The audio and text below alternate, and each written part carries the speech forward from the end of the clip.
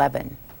But now coming up, we have 2 live hearings that you're going to be able to see, one on C-SPAN, one on C-SPAN 2. Let me first tell you about the one on the right that will be on C-SPAN 2. It's the Senate Commerce, Science, and Transportation Committee, which is chaired by Senator McCain, and the ranking member is Senator Ernest Hollings of South Carolina. The witnesses will be Governor Kaine and former Congressman Lee Hamilton. They'll be testifying about the 9/11 Commission's recommendation regarding transportation security. Again, that will be on C-SPAN 2 beginning in just a few moments, and that is on the right-hand side of your screen. On the left-hand side of your screen is the committee hearing that you're going to see right now on C-SPAN.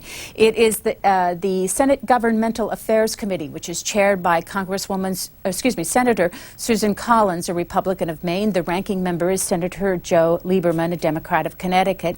The witnesses will be former director of the FBI and the DCI, or the Central Intelligence Agency, William Webster. Also, former DCI Chiefs James Woolsey and Stansfield Turner. You can see them there on your screen on the left-hand side. They will be the witnesses there. That hearing will begin in just a few moments. Again, the Senate Governmental Affairs Committee live on C-SPAN 1, and over on C-SPAN 2, the Senate Commerce, Science, and Transportation Committee.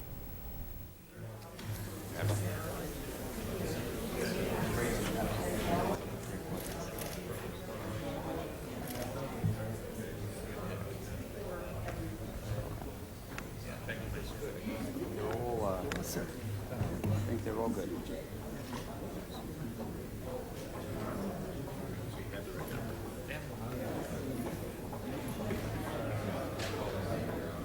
One, Jim.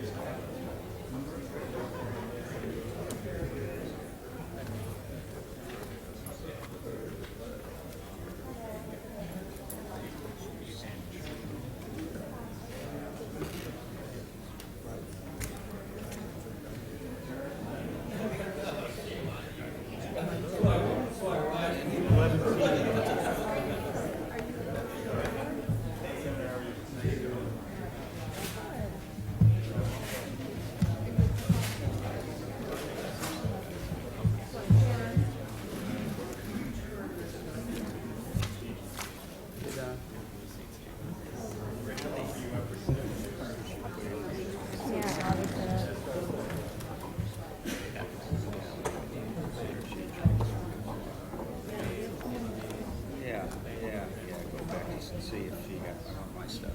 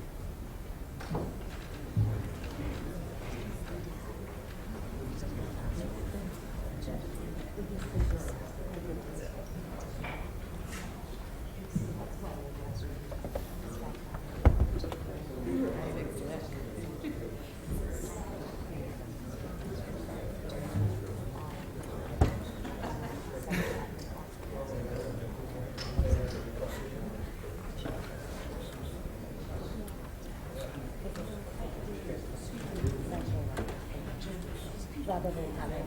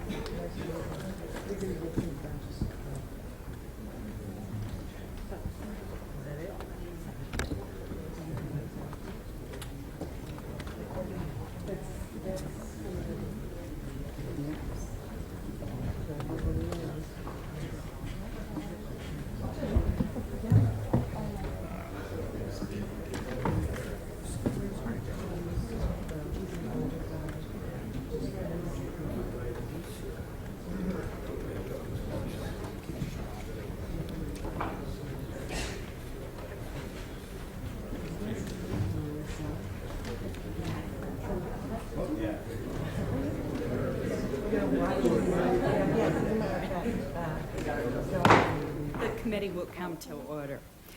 I want to welcome not only our witnesses today and the members of the Governmental Affairs Committee who have rearranged their schedules to be here, which I very much appreciate in light of the urgency of our task. But I also want to recognize that we're joined today by the chairman of the Senate Intelligence Committee, the distinguished senator from Kansas, Senator Roberts, and that we expect shortly the ranking member of that committee, Senator Rockefeller, to also join us. I felt that since the Senate Intelligence Committee has so much expertise in this area, and we're hearing from 3 former directors of the CIA, that it would be appropriate for the chairman and the ranking member of that committee to join us today. And I'm very pleased that they have done so, and we welcome you, Senator Roberts. Thank you. Today, the Governmental Affairs Committee holds its 3rd hearing on the recommendations of the 9/11 Commission calling for a restructuring of the intelligence community. At our last hearing on August 3rd, we explored the National Counterterrorism Center proposal. The testimony that we heard from experienced intelligence officers and from key commission staff will help us greatly on that component of our task. Today, we will focus upon the proposal for a National Intelligence Director. No other component of the Commission's recommendations has received as much comment and debate as the proposed National Intelligence Director. There is considerable, but by no means unanimous, support for the notion that putting in place a National Intelligence Director will help strengthen our intelligence system. There is a considerable range of opinion, however, about the details of that position, including how it should be structured, where the director should work, and what authority this individual should have. It is the task of this committee to draft legislation that would ensure that the NIDs of today and for years to come have sufficient authority to do the job effectively, while at the same time being subject to the restraints necessary, the oversight and accountability, to keep the position within the bounds of our constitutional system of checks and balances. In other words, we want to create a position with real, not just symbolic authority, yet not impose just another layer of bureaucracy, nor grant so much power that we open the door to abuse. The details that we must fill in are many, and they have generated vigorous debate, as they should. These are among the questions we will ask. What powers does this new position need to be effective against the threat we face today and the threats we will face in the future? What safeguards should be included to ensure the independence of the National Intelligence Director? For example, where should this new office be located?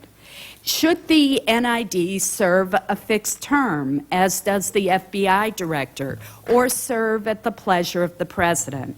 Should the director have deputies that are responsible for leading intelligence efforts elsewhere in government, including some who would answer not only to the director, but also to a cabinet secretary, the so-called double-hatting question? From where will this new office get the top-notch staff that it needs? And perhaps most important, precisely what authority should the NID have over the entire intelligence community in terms of budget, personnel, technology standards, and the allocation of resources?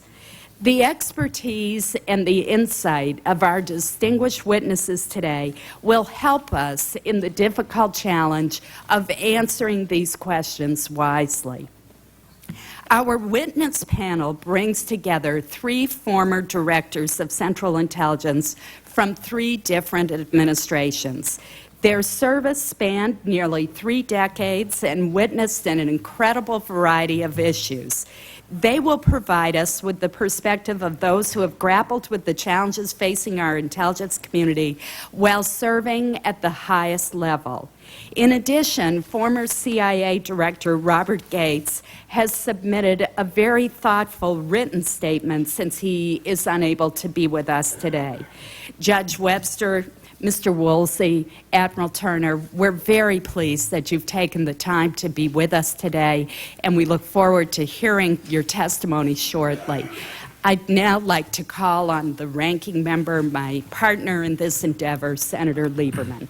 Thank you very much, Madam Chairman. I join you in welcoming Senator Roberts and Senator Rockefeller to our committee, and I thank the 3 witnesses today. It wouldn't be stretching even senatorial hyperbole to say that these are 3 wise men. They have served our country well and continue to do so in many capacities, and I say so even knowing from advanced text that they don't share exactly my reaction to all of the recommendations of the 9/11 Commission. The report of the September 11th Commission represents an indictment of the status quo in our intelligence community, and in doing so links the shortcomings the Commission has found directly to the horrific events of September 11th. In my own reaction, I found the Commission report so convincing that I would say, not that my mind is totally made up, but that I would put the burden of proof on those who would argue with the major recommendations of the Commission.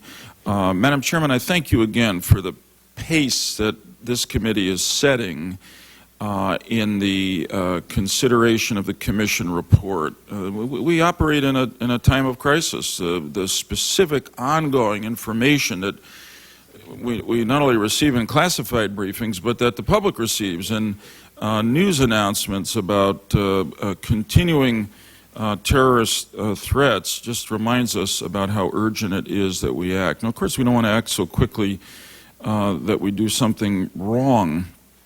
But the issues that the Commission has framed are clear, and they're not uncomplicated. But the sooner we face them and thrash them out and hear opposing points of view, the sooner we're going to be able to act wisely. And I think the pace that the committee has set, and now that other committees have set, now joined by the leaders of the Intelligence Committee of the Senate, is a very a very hopeful sign. This hearing focuses on the National Intelligence Director. Chairman Kane, Vice Chairman Hamilton before us said that they felt that of the 41 recommendations of the Commission, 3 were paramount. One was the one we're talking about today, the NID. Second was the creation of the National Counterterrorism Centers. Third is the congressional reform of our oversight. So we're focused on one of the top 3 here today. In the President's announcement on this question a while back, it was not clear to me, in fact it was too clear, and I thought in what Andy Card said afterward, that the President did not have in mind a strong National Intelligence Director, particularly with regard to budget authority. In statements made last week by National Security Advisor Rice and in at least one of the newspapers that I read this morning by Commission Member John Lehman, who apparently has been speaking to the White House, there's some reason to believe that the White House may be prepared to clarify its position in the direction of a National Intelligence Director with stronger authority, particularly over the budget. If that's true, it is, in my opinion, a good development. I hope it's true, and I welcome it. But most of all, I look forward to a very open, informed, and beneficial exchange of ideas with these 3 witnesses who I thank, along with Bob Gates, for submitting the statement, for being with us this morning. Thank you very much. Thank you.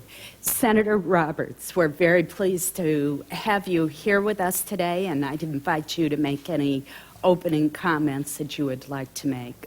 I'll be happy to, Madam Chairman, and thank you for the invitation, and thank you for having our 3 witnesses here. I wish to thank you all for your service to our country, for your dedication, for taking time out of your very valuable schedule to come and testify before us on such an important matter. The Honorable R. James Woolsey has already testified before our committee earlier and gave excellent testimony. I want to thank also Senator Lieberman, your ranking member, for the opportunity to participate in today's hearing. Senator Rockefeller and I have been very busy over the last 2 weeks or 3 weeks with our 22 professional staff members to try to come up with something that makes sense. Additionally, I want to thank you, Madam Chairman, for your leadership in this very crucial challenge and task as we work together to try to implement the goals of the 9/11 Commission. And I want to say a word about Senator Lieberman. It was Senator Coates, the former senator from Indiana, Senator Lieberman, who formed up an outfit, a subcommittee, if you will, under the Armed Services Committee, calling the Emerging Threats and Capabilities Subcommittee. Now, not too many people know about that, but that subcommittee did warn clear back in 98 and 99 of a tragedy very similar to what happened in regards to 9/11. And it was the foresight in regards to Senator Lieberman that led to the formation of that subcommittee. He was a valuable member of that subcommittee, and I want to thank him for that. And I note with interest we have Senator Durbin, who is a very valuable member of our committee, and Senator Levin, who is also a member of the Intelligence Committee. So we have some very good cross-referencing here in terms of advice and counsel. Let me begin by saying that Chairman Collins has invited the Senate Committee on Intelligence to provide input to this committee's work, and we will provide a draft, Madam Chairman, a draft bill, if you will, for your consideration as of this week. We are also working with the 9/11 Commission in that respect. I'm referring to Mr. Zellico. We're working with the administration. Senator Lieberman indicated that the administration is moving in a direction that I think most members of the Senate would appreciate and would think would be positive. We are, in the doing of this, we are doing it in terms of advice and counsel and suggestions, hopefully worthy of your consideration. We're not sitting still, we meaning the Congress. I know of at least 7 hearings that have been conducted, possibly 8, 13 more prior to the Congress starting back in September. And so we are taking this very, very seriously. That draft bill that we are working with, that Senator Rockefeller and I are working on, is guided on is guided by the 9/11 Commission's report, which obviously contains some very important recommendations. Translating those important ideas, some of which are long overdue, into legislative language, however, is very complicated. As they say, why the devil is in the details. In addition to the 9/11 Commission's report and also the recommendations, the draft bill that will be provided to you is also the result of the discussion and debate over intelligence reform that has gone on over the last several decades. The products of that debate include the recent report of the Senate Committee on Intelligence's U.S. intelligence community's pre-war assessments in regard to Iraq. Now, I don't think even the members of the committee who are here today that have the privilege of serving on the Senate Intelligence Committee could have ever predicted that despite our very strong feelings and our differences, that we would end up with a 17-0 vote in favor of a report that's 511 pages long, 22 of our professional staffers, and an interview of over 240 analysts. And we made about 9 major recommendations, and it was bipartisan. As I said, it was a 17-0 vote. Those recommendations cried out for reform, and they are commensurate with the 9/11 Commission's report. And now we have turned that report over to Senator McCain, former Senator Robb, and also Mr. Silverman for further action. It also includes the many legislative proposals such as Senator Feinstein's bill and the bill introduced by Jane Harman over on the House side, and the many commissions and investigations and studies that have been convened over the years. I'm talking about the Bremer Commission, the Gilmore Commission, the CSIS study, and also the Hart-Rudman Commission. The draft bill that will be provided to this committee does provide for a national intelligence director, or what we now call the NID. That is empowered. That person would be empowered with the authorities to really lead the intelligence community as proposed in the 9/11 Commission's recommendations. Those authorities include the ability to hire and fire, as well as the ability to exercise control over the budgets of those agencies. As Congress does move toward legislating the so-called intelligence reform, guided by the recommendations of the 9/11 Commission report and many of the other various proposals for change, Senator Rockefeller and I will keep in mind that we should first do no harm and avoid as best we can the law of unintended consequences. Now, for example, one of the key issues to be resolved is how much control the NID should have over the Department of Defense intelligence estimates. There have been 10 or 11 attempts dating back to the 1940s to allegedly reform the intelligence community. In each and every case where we bumped into a real problem or a hurdle we couldn't jump, it has been in regards to the jurisdiction of the Pentagon and the Defense Department. I'm not trying to perjure them by any means. They have many fine programs, and they have programs that should not be damaged in any way. There are many good things about the way the Department of Defense does conduct its intelligence operations that we must ensure are not undermined by the reform process. I want to give you an example. Take, for example, a Special Forces team that is supported by a military intelligence analyst. If that team is operating on the field of battle in Iraq during Operation Iraqi Freedom, it seems very clear to me that the team's intelligence specialist is a tactical asset that needs to be controlled by the local military chain of command. And the NID, or the National Intelligence Director, probably doesn't want or need to become involved. But move that same team to Afghanistan, outside the no man's land where Osama bin Laden is hiding, and I would argue the team's intelligence specialist then has become a strategic national asset that may require the support and the leadership of the NID. Now, that line between the tactical and the strategic military operations gets blurred more and more every day, and it complicates the job of trying to define the NID's authorities. I am confident that you will find, however, that the draft bill that we will provide to this committee does contain some very innovative ways of addressing that problem. Sadly, many of the intelligence community problems described in the 9/11 Commission's report are not unique. The Senate Intelligence Committee's report on pre-war intelligence assessments in regard to Iraq also describes major problems in the intelligence community. The need for significant change is clear, but Congress should focus its efforts on fixing clearly identified problems in our intelligence community and not simply legislate change merely for the sake of change. As we consider reform of the intelligence community, I feel strongly we must also ensure that we institutionalize change as a continuous process in the intelligence community. I don't think we can make the mistake of rearranging the organizational chart to meet the current threat and simply stop there. Rather, we must leave in place a system that will continue to adapt to the new threats that we'll face in our nation. International terrorism is a serious threat to us and our allies, but I am confident it will not be the last threat that this nation faces. Even today, we can see in the headlines and in the intelligence reports that nations like Iran and like North Korea do continue to work very busily on their weapons of mass destruction programs.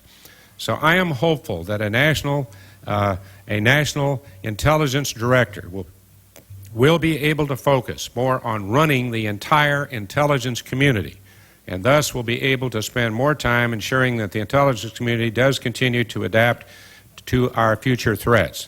Otherwise, it will fall again to Congress to conduct yet another attempt at reform.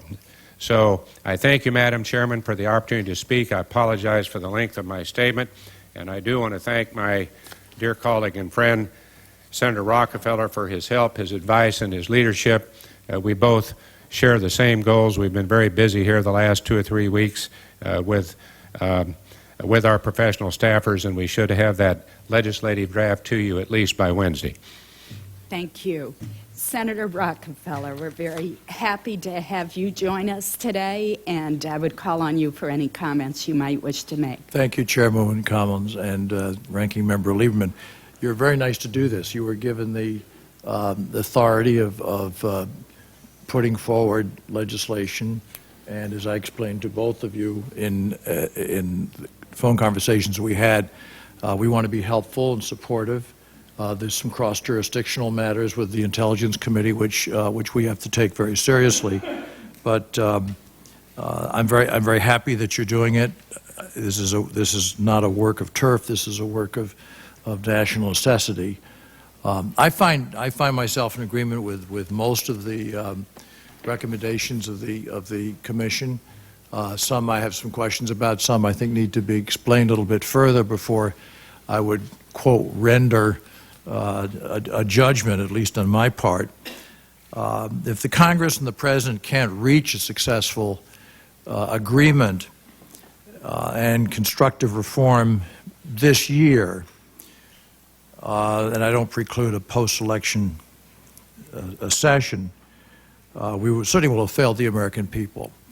It'll take, I think, sort of the basic question that we all face in Washington, but somehow we all continue to tread along our separate ways, and that is, what is it that makes it so difficult for the federal bureaucracy and for the United States Congress to, in fact, do what is in the national interest first, and then think about what the effect is upon their particular committee or their particular agency second? It's kind of a basic civics lesson, and one that we've never learned very well, because it in a sense, it kind of defines who we are and defines who they are.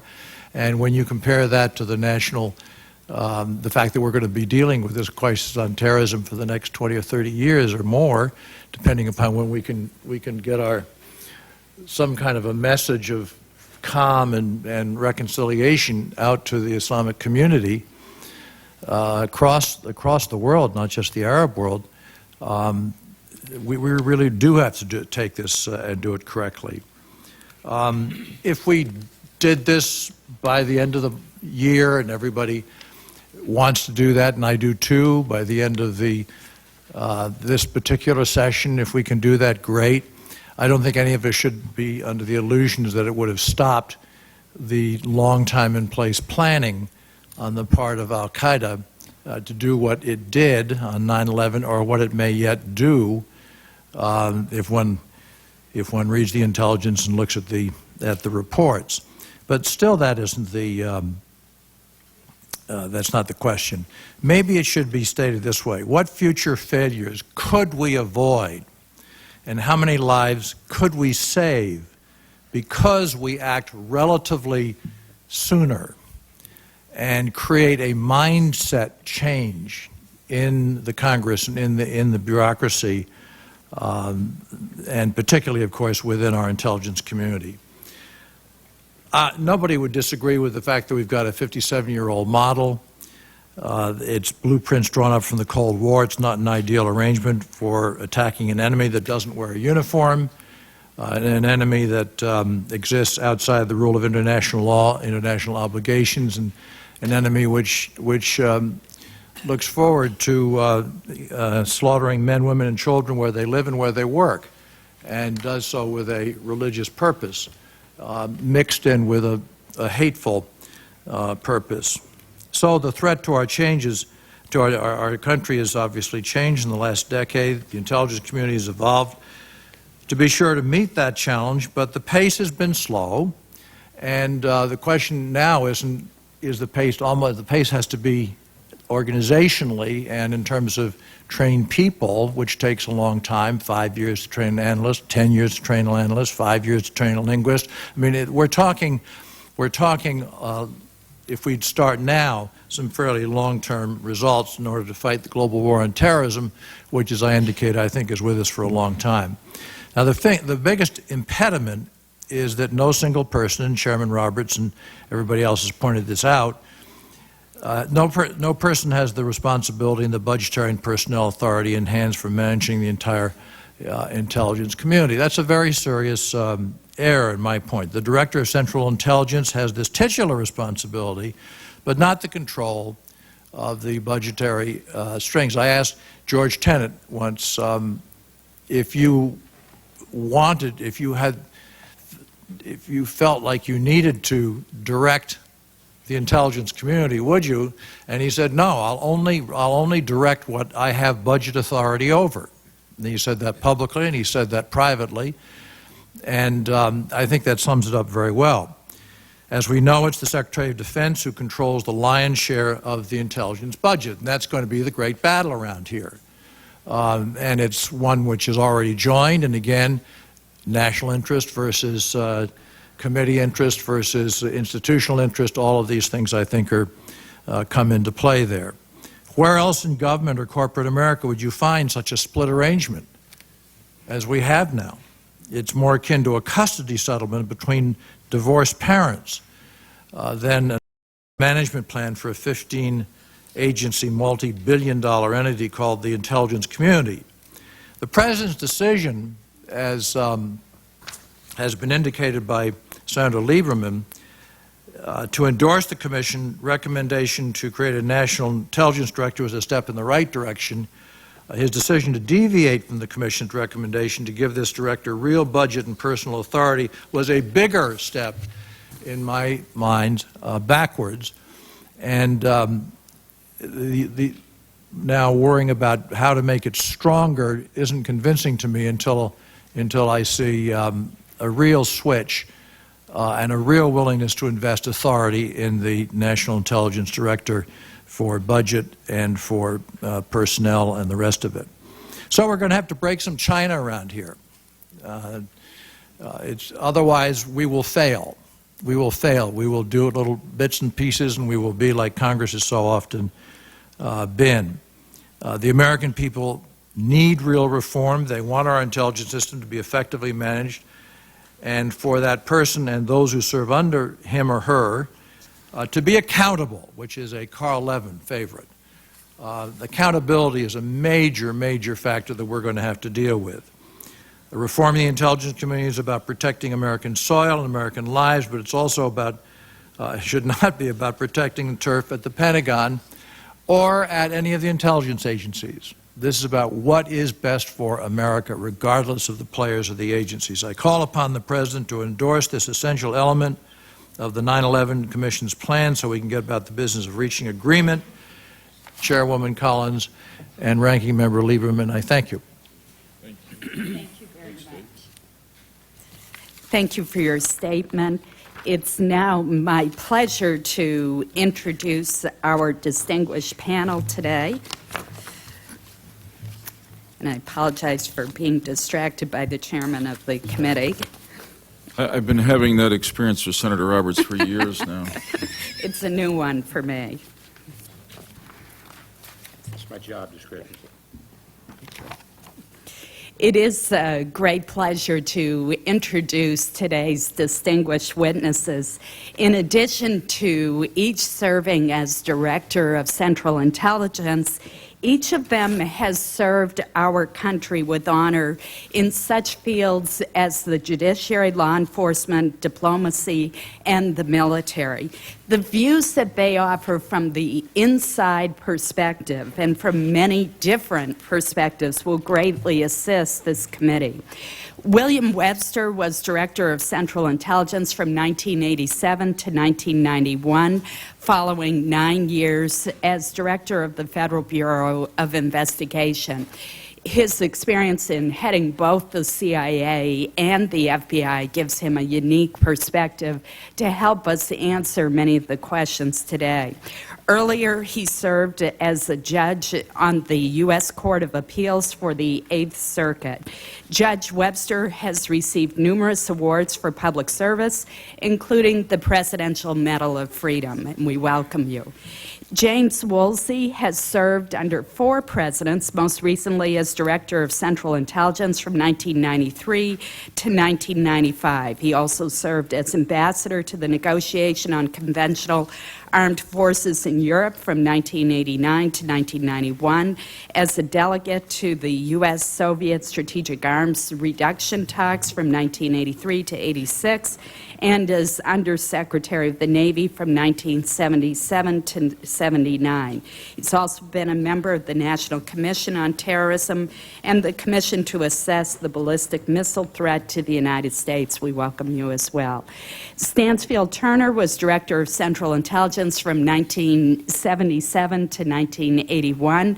He is a graduate of the U.S. Naval Academy and was promoted to Rear Admiral in 1970 and to the rank of Admiral in 1975 when he was appointed Commander-in-Chief of NATO's Southern Flank.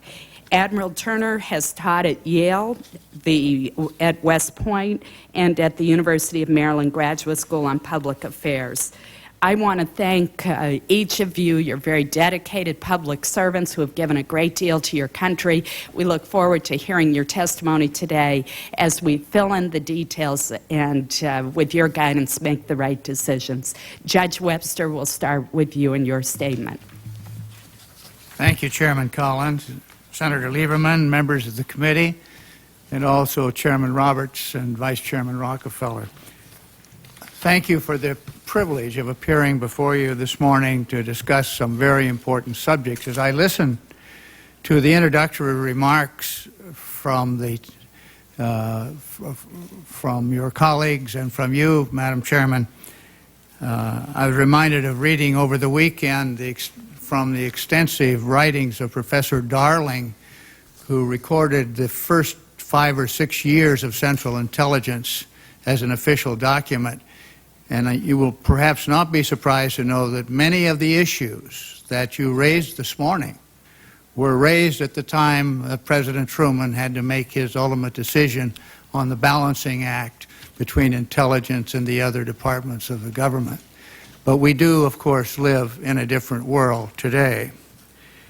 Following an extensively documented and detailed narrative of the events leading up to September 11, 2001, the Commission concluded that coordination, amalgamation, and synthesis of intelligence collected by various components of the intelligence community were too loose, and in consequence, the dots were not connected in a way that the 9/11 plot could have been uncovered and prevented. The Commission addressed a new structure intended to reduce the likelihood of another catastrophic attack against the United States and its citizens. In my view, some of the omissions and errors in conclusions were attributable to human mistakes and misjudgments. Others were attributable in part to constraints, both legislative and administrative, that governed the interagency relationships in the period following the Church and Pike Committee reports to the 2001 Patriot Act revisions on sharing intelligence. Various proposals for managing need to share and preserving need to know had to address the almost Byzantine system of intelligence control that evolved during that three-decade period. I liken the current status of the Director of Central Intelligence to that of Den Chief in terms of his ability to control resources and compel effective teamwork throughout the 15 agencies spread through the departments of our government. It's remarkable what has been accomplished by consensus building, friendly cajoling, and a patriotic effort among so many agencies to make it work. But this is not enough to deal in a timely way with the complexities of the world in which we find ourselves. There is today a strong consensus that the authority of the intelligence community leader must be increased to do the job for which he must be responsible, to provide timely and useful intelligence upon which the President and policymakers can make sound decisions in the interest of our country. The intelligence community does not need a feckless czar with fine surroundings and little authority. That is the wrong way to go. Whether the Congress elects to create a true Director of National Intelligence, as the 9/11 Commission recommends, or to beef up the real, as distinguished from cosmetic, management authorities of the Director of Central Intelligence, as others have proposed, the designated leader must be clearly and unambiguously empowered to act and to decide on issues of great importance to the success of the intelligence community and to the country. There seems to be general agreement that additional authorities should repose at the top leader of the intelligence community. These authorities, although widely assumed by the American public to exist already, in fact are imprecise, easily frustrated, and not in regular use. They are: 1, management of the intelligence budget; 2, authority to name or at least approve the recommendations for presidential appointment of the top leaders of the intelligence community; and 3, performance review and evaluation of these community leaders. These authorities could be granted: 1, to the Director of Central Intelligence, who is also Director of the Central Intelligence Agency, or 2, to a Director of Central Intelligence who is separate from and senior to the Director of the Central Intelligence Agency, or 3, a newly created National Intelligence Director who would replace the present Director of Central Intelligence. The concept of a National Intelligence Director has the present support of the President, the Democratic candidate for President, and the 9/11 Commission. The NID would have authority to oversee national intelligence centers on specific subjects of interest across the United States government and to manage the National Intelligence Program and oversee the agencies that contribute to it. It appears that the centers are expanded versions of centers which the DCI has created and operated in the past, but located elsewhere in other departments and agencies. Under the Commission model, the NID would manage the National Intelligence Program and oversee the component agencies of the intelligence community. The report envisages management through 3 deputies, each of whom would hold a key position in one of the component agencies. The Director of the CIA would head Foreign Intelligence. Defense Intelligence would be headed by the Undersecretary of Defense for Intelligence, and Homeland Intelligence would be headed by the FBI's Executive Assistant Director for Intelligence, or the Undersecretary of Homeland Security for Information Analysis and Infrastructure Protection. The 3 deputies would have the job of acquiring the systems, training the people, and executing the operations planned by the National Intelligence Center. Control of the budget is essential to effective management of the intelligence community. The President, in his remarks, has used the term coordinate, which I understand to mean management. Others have suggested something less. There is obviously some sorting out to be done between the Enhanced Intelligence Community Organization and its leader, and the Department of Defense and its secretary. If this model is adopted, the Defense Department will need some assurances that tactical military intelligence will not drift away from its military commanders. On the other hand, with respect to strategic intelligence around the world, defense agencies must be prepared to respond to the management initiatives of the National Intelligence Director. In all of this, I would sincerely hope that this will not be just another layer of government.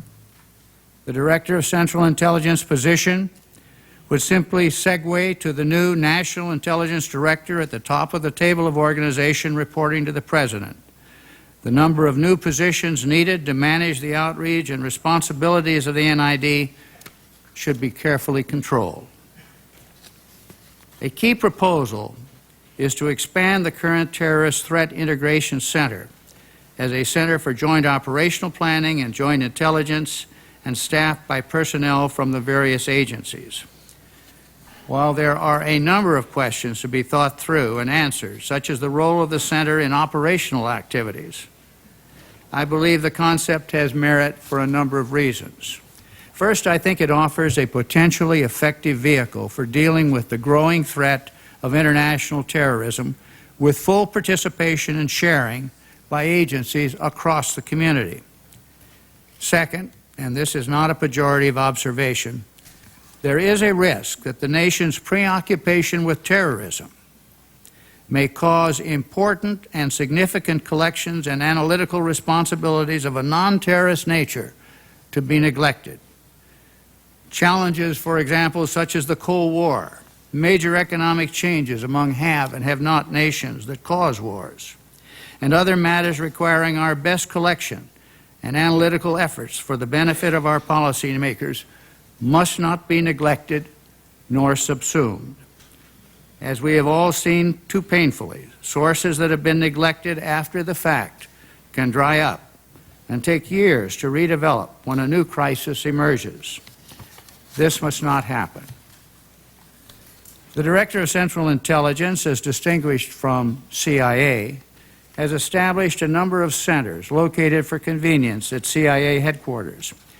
These have made substantial community-wide contributions. I believe they should stay with the intelligence leader, be denominated at his discretion, not legislated, and located where he and his principal advisors think most appropriate. With respect to covert and paramilitary actions, the Commission would keep responsibility for clandestine and covert operations in the CIA, but place lead responsibility for paramilitary action in the military. I have some doubts about this model. The Commission acknowledged that the combined activities in Afghanistan worked well. I would prefer to keep that model on a smaller turn-of-the-dime activities with the CIA. Larger scale actions that are essentially troop engagements should be in defense. With respect to relations with the President, while the leader of the intelligence community must be the principal advisor on intelligence to the President, he must work hard, very hard, to avoid either the reality or the perception that intelligence is being framed, spun, to support a foreign policy of the administration. My predecessor, Bill Casey, had a different view of this. He served in the cabinet and participated fully in the formulation of policy. When I became DCI, I asked President Reagan not to put me in the cabinet for the reasons I have noted to you. He told me that he thought about it and had come to the conclusion that I was right. I was very pleased, therefore, to see that President Bush had reached a similar conclusion. The head of intelligence community does not need to be located in the White House, and to avoid these problems, I believe he should not be. The Director of Central Intelligence has had a small suite in the old Executive Office building through the years as a matter of convenience for meetings with White House officials and between appointments. I believe that is more than adequate, and that he should be housed where he has access to people with whom he most frequently needs to consult. With respect to the FBI and Homeland Security, the FBI should be, as it has in the past, a part of the efforts to coordinate national intelligence collection efforts with international activities. This is more in the nature of putting the information together, completing the dots, and other efforts to avoid information gaps. I think it is important that operationally the FBI should take its guidance from the Attorney General on its dealings with U.S. persons and the manner in which it collects information in the United States. This has been an important safeguard for the American people, should not be destructive of effective operations, and avoids the risk of receiving vigilante-type instructions, whether from the intelligence community or the White House. While, as Justice Jackson once wrote, the Constitution is not a suicide pact, the Constitution, and the rule of law are at the top of our core values and must be safeguarded and respected. With respect to the Trusted Information Network, the Commission recommends an overhaul of our information system to better process, share, and protect intelligence across the agencies. This has considerable merit and will require more work in some agencies than others. As long ago as 2001, I headed a commission on FBI internal security, and we provided 4 classified appendices to our report dealing with the infirmities of the FBI mainframe, now 13 years old. Inability to rapidly identify and capture information of value to other agencies aggravated the circumstances leading to the 9/11 tragedy. The 9/11 Commission has issued a special challenge to the Congress to overhaul its oversight systems for dealing with the intelligence community. If acted upon, it will materially increase the effectiveness not only of oversight, but of the performance of the community in its relationship to the Congress. I am told that over 88 separate committees and subcommittees now oversight the Homeland Security Department. This is really intolerable, not to say nonsensical. Consideration should be given to a joint committee on intelligence, selected with care and including a nonpartisan, highly respected membership. At this moment in our history, I believe we have passed the moment of great fear, which often produces unhappy solutions, and we have not yet entered a period of indifference where it is difficult to take the forward steps that are needed. We need to act, but we must act with great care. The many thousands of dedicated men and women in the intelligence community, many of whom have put their lives on the line for the safety of our country, count on you. I know you will not let them down. Thank you very much, Mr. Chairman. Thank you, Judge, for an excellent statement. Mr. Woolsey. Thank you. Madam Chairman, Senator Lieberman, members of the committee, Senator Roberts, Senator Rockefeller, it's an honor to be able to testify before you today. Let me say at the outset that I believe if I could have my whole statement submitted for the record, Madam Chairman, I'll use it as an outline to speak from far more briefly. At the outset, let me say that I believe the Commission's report is quite well written. It is an excellent history of much of what went wrong over the years. We will doubtless understand amendments to it, but it is a fine job, and particularly for an official government document written by a large number of people, it is in excellent prose. its first 300-plus pages, I think, are an outstanding example of work of a commission of this sort, and I'm a veteran of 5 of these national commissions. Of the 41 proposals for reform, recommendations that it makes in its final 2 chapters, I agree fully with 35 of them. 5, I think, should be adopted in a partial or amended form. 1, the proposal to transfer all covert paramilitary work to the Department of Defense, I could not disagree more with. Let me say a word about the scope of the Commission's report as a whole. It titles Chapter 12, where it makes the bulk of its recommendations, a global strategy. This may be a case of having a misleading headline on an otherwise perfectly reasonable press story, but I want to stress that this chapter, and indeed the Commission report as a whole, does not present a global strategy for the war in which we are engaged. This Commission's tasking, as I read it from the congressional legislation and from its own forward, is far more like those commissions that assessed Pearl Harbor during World War II. They did not seek to establish a grand strategy for the fighting of World War II, and this commission neither should seek, and it certainly does not succeed in establishing a global strategy for the war that we are in. For example, the recommendations do not deal at all with Iran, Iraq, Syria, or our oil dependence on the Middle East. And I think it's important to realize that its focus is pretty much exclusively on how to keep an organization like Al-Qaeda from attacking the United States again the way it did before. This is an understandable focus. That's what it was charged to do with. But the next part of a war is not always like the previous part of a war. And we should not assume that this report states a global strategy. Just a word about its recommendations in Chapter 12. There are 4 sensible recommendations about how to deal with terror sanctuaries in other countries. 5 about essentially alleviating root causes of terrorism. 7 that are essentially technical, dealing with things like biometric entry-exit screening. And 4 dealing with first responders' needs. A number of these all of these I think are quite sound, but none of those 21 really reaches the level of dealing with strategic matters. Then there are 3 recommendations that essentially say we should show balance. Share information while safeguarding privacy, enhance executive branch power only when necessary.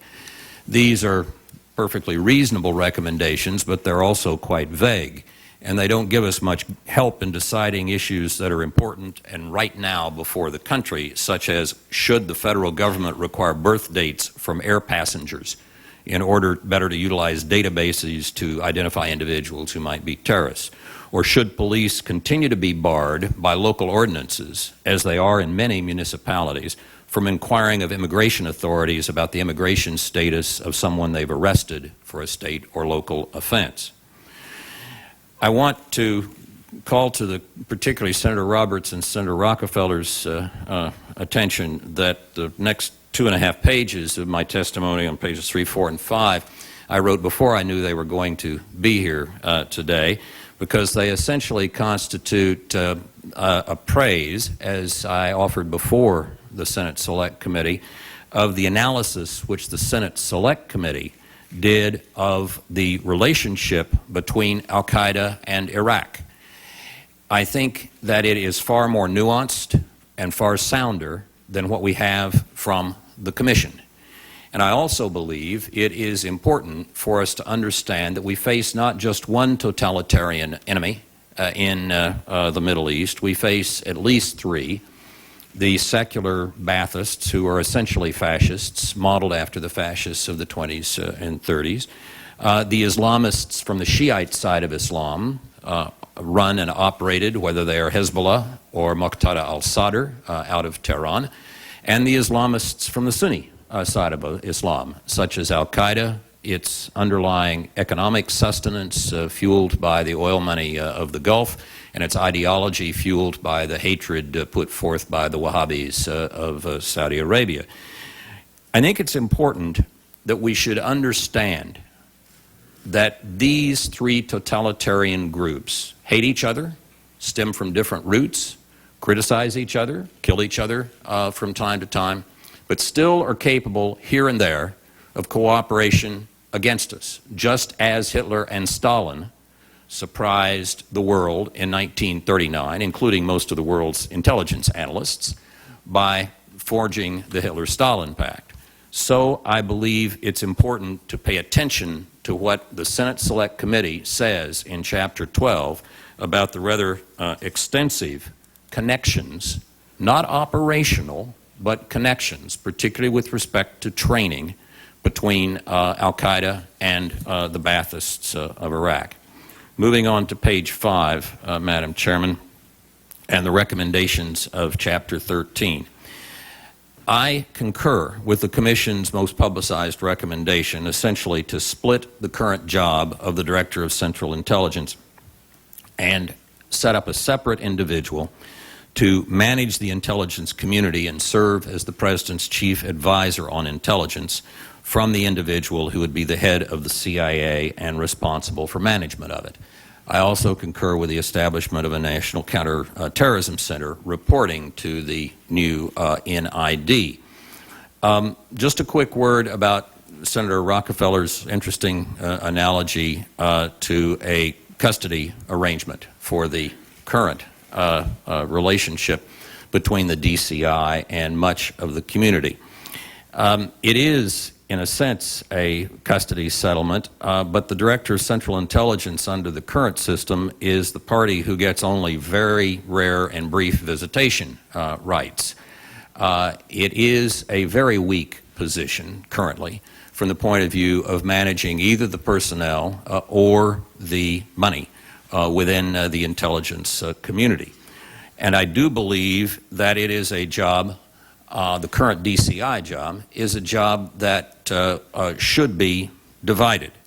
It's not impossible for one person to do this job under the current circumstances if that person has a close working relationship with the President, the general support of the Congress, and close working relationships with 8 members of the Congress, the 4 chairmen of the 2 intelligence committees and their ranking members, and the chairman of the Defense Appropriations subcommittees and their ranking members.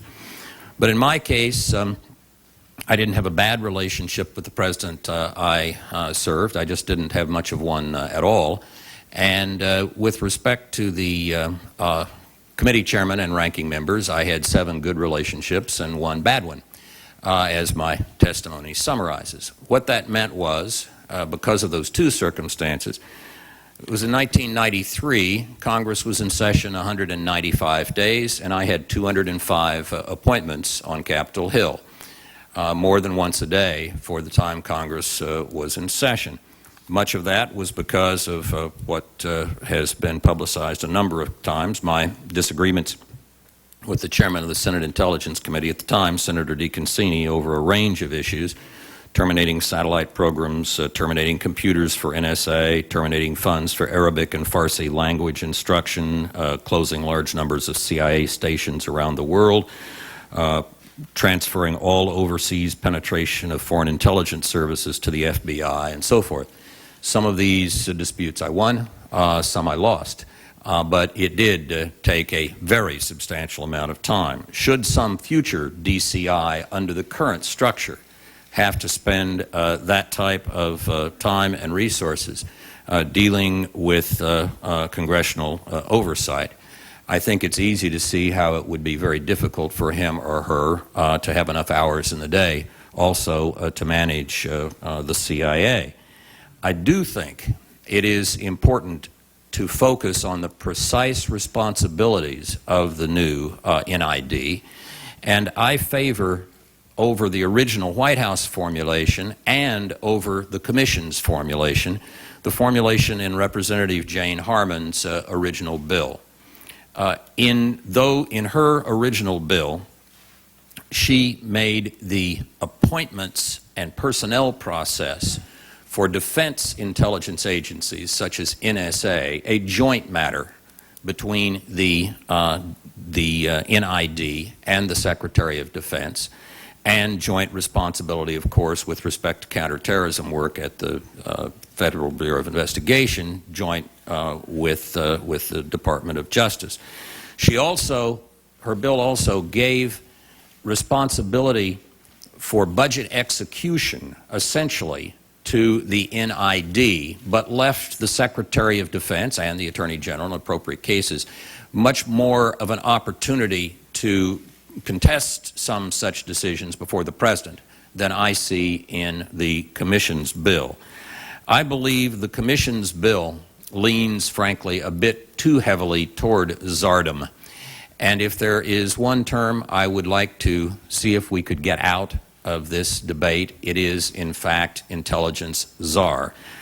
As far as I'm concerned, a number of centuries of stupidity, rigidity, and authoritarianism, followed by the victory of Bolshevism, is not a good model for the management of American intelligence. With respect to information sharing, sharing is fine as long as one is not sharing with the Walkers, Aldrich Ames, Robert Hansen, or some blabbermouth who likes to talk to the press about the fact that we have broken bin Laden's satellite telephone communications. The problem is that we don't just need to share, we need to share wisely.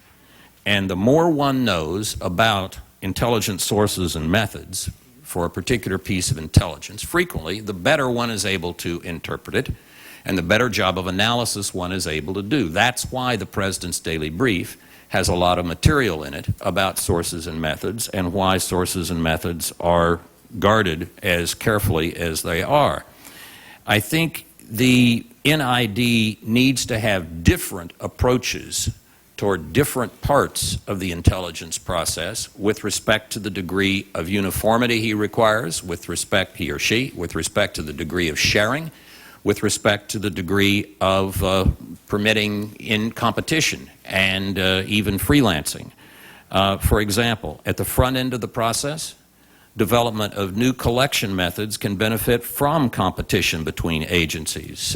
We were competitive at the CIA with the Defense Department in '93. That's how we developed the Predator.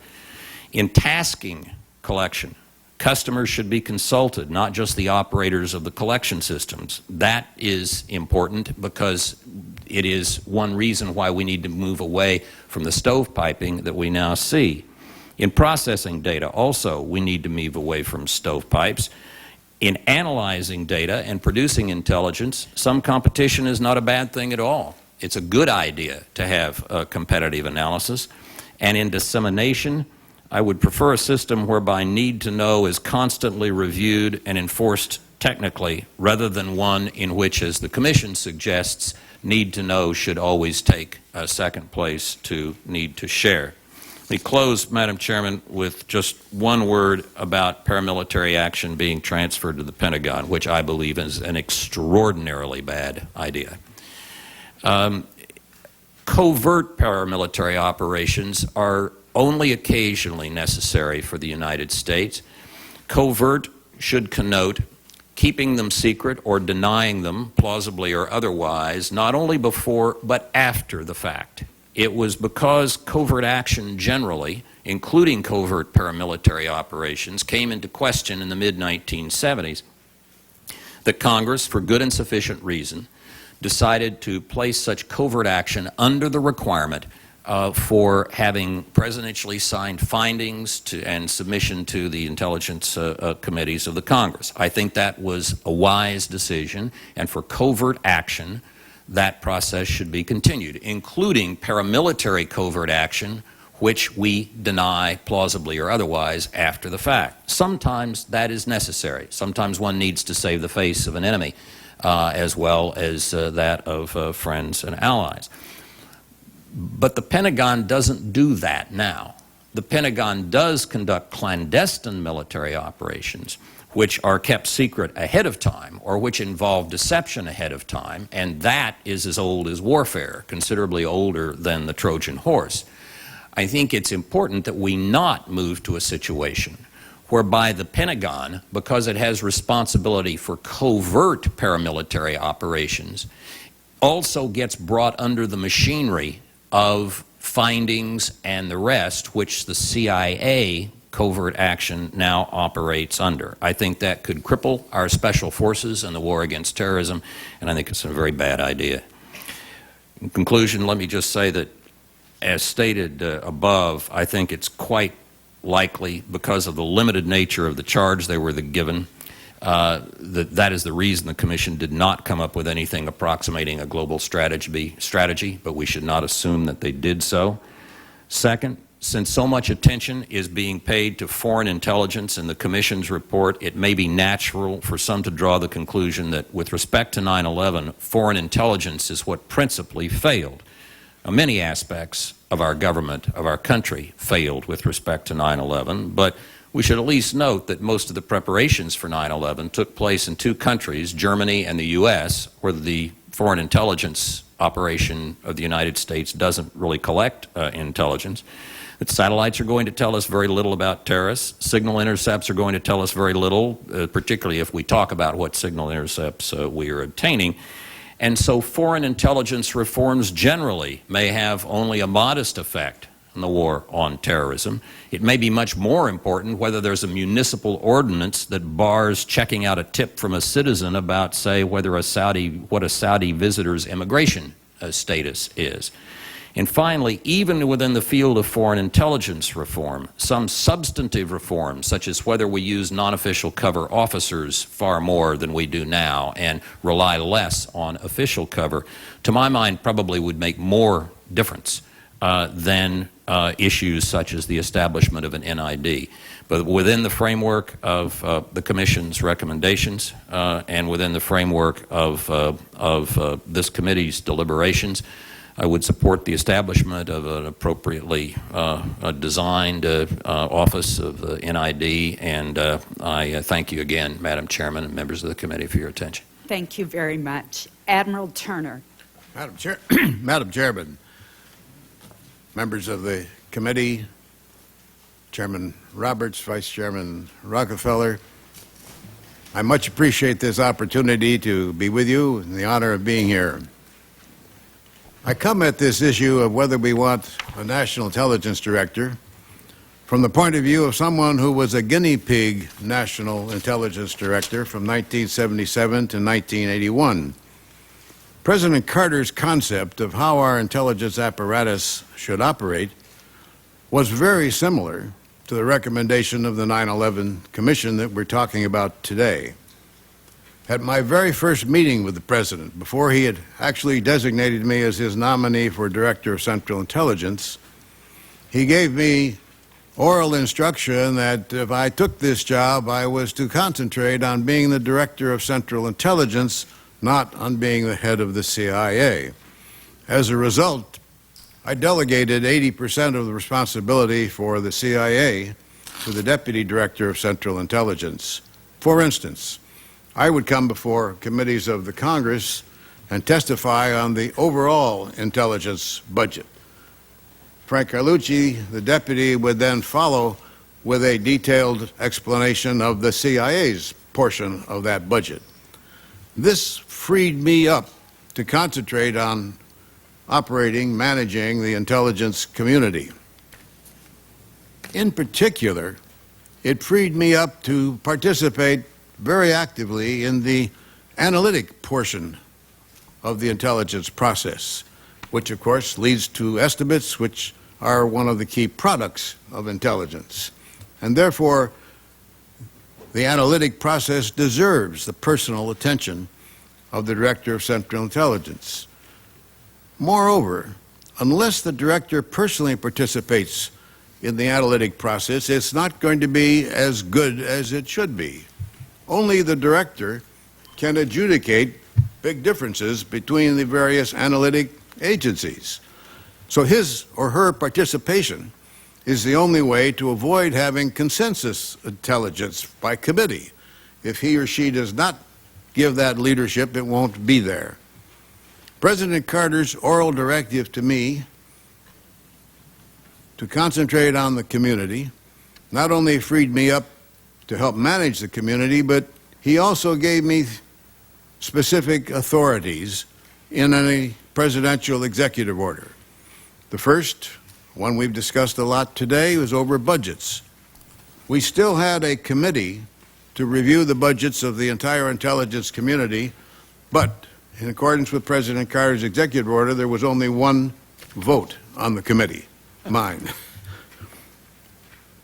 This way we could develop a budget that had a theme to it. We could ensure that the budget covered all the bases we wanted to cover with the priorities we wanted to cover. We established a deputy for budgets. The Secretary of State, the Secretary of Defense did dispute my choices for the budgets of various of their agencies and took their disputes to the President in an annual meeting we had to review the budgets, and sometimes they won, sometimes they lost. But nonetheless, there still was a theme to the budget with small perturbations to it. Secondly, the President's executive order gave me the authority to direct the priorities for the agencies collecting intelligence. We had a deputy here also, and when we needed intelligence on some certain problem, the deputy would get together representatives of the various agencies that collect, NSA, NRO, the DO of the CIA, and he would say, or she would say, who can help in this aspect of this problem that we've got? And then the deputy for collection would assign priorities to these various agencies, would assign roughly what kind of assets, what kind of resources are we going to give to this problem. This also was very useful because as they sat around the table looking at individual problems, there was an exchange of intelligence about what they were finding, and the clue that a photograph might tell you led to focusing an intercept capability, which led to putting a human agent in the scene. A third authority the President's executive order gave was to task the analytic agencies. This wasn't a question of what their answers were going to be, it was a question of what topics did they analyze. We tried always to have a procedure where there were 2 or maybe 3 analytic agencies working on the same problem independently and separately until they came up with their opinions, and then we would attempt to fuse them. But we encouraged bringing the diverse views forward. The 9/11 recommendations are really, in my view, a reincarnation of President Carter's program and are not nearly as big a change as people are talking about. And I'm not worried about a huge bureaucracy. We've got a bureaucracy out there that the DCI has today to manage the intelligence community. We're just going to change the name on the door. The worst result that could happen from this, though, in my opinion, is that we create a national intelligence director and not give him or her authority. Such a national intelligence director without authorities and without specific control of the CIA, and I very much encourage the separation of the national intelligence director from the CIA, but without the CIA and without new authorities, this is a job that's going to be impotent. I would also like to suggest quickly that there are a couple of other authorities that it would be useful for you to ensure are given to the new National Intelligence Director. We've talked, and the report does cover hiring and firing, but I would suggest that that shouldn't go as far as the 9/11 Commission report suggests.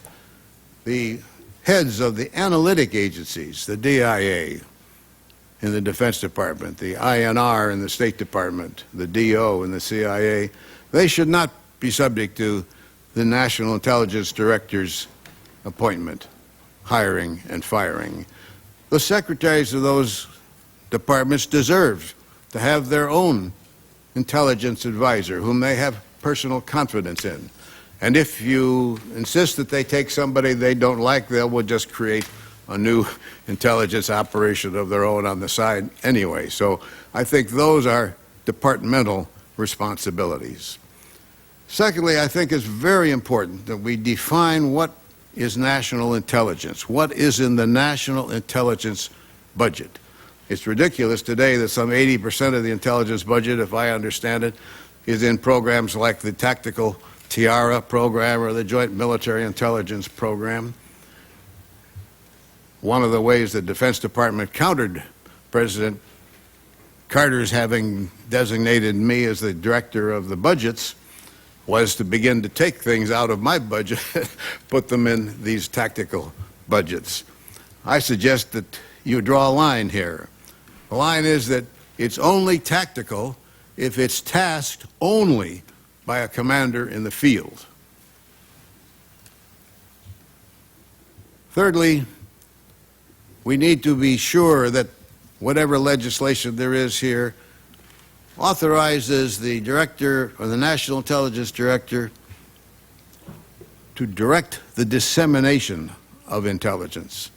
Today, individual agency heads, in the name of protecting sources and methods, have all kinds of devices for controlling who gets the intelligence they have.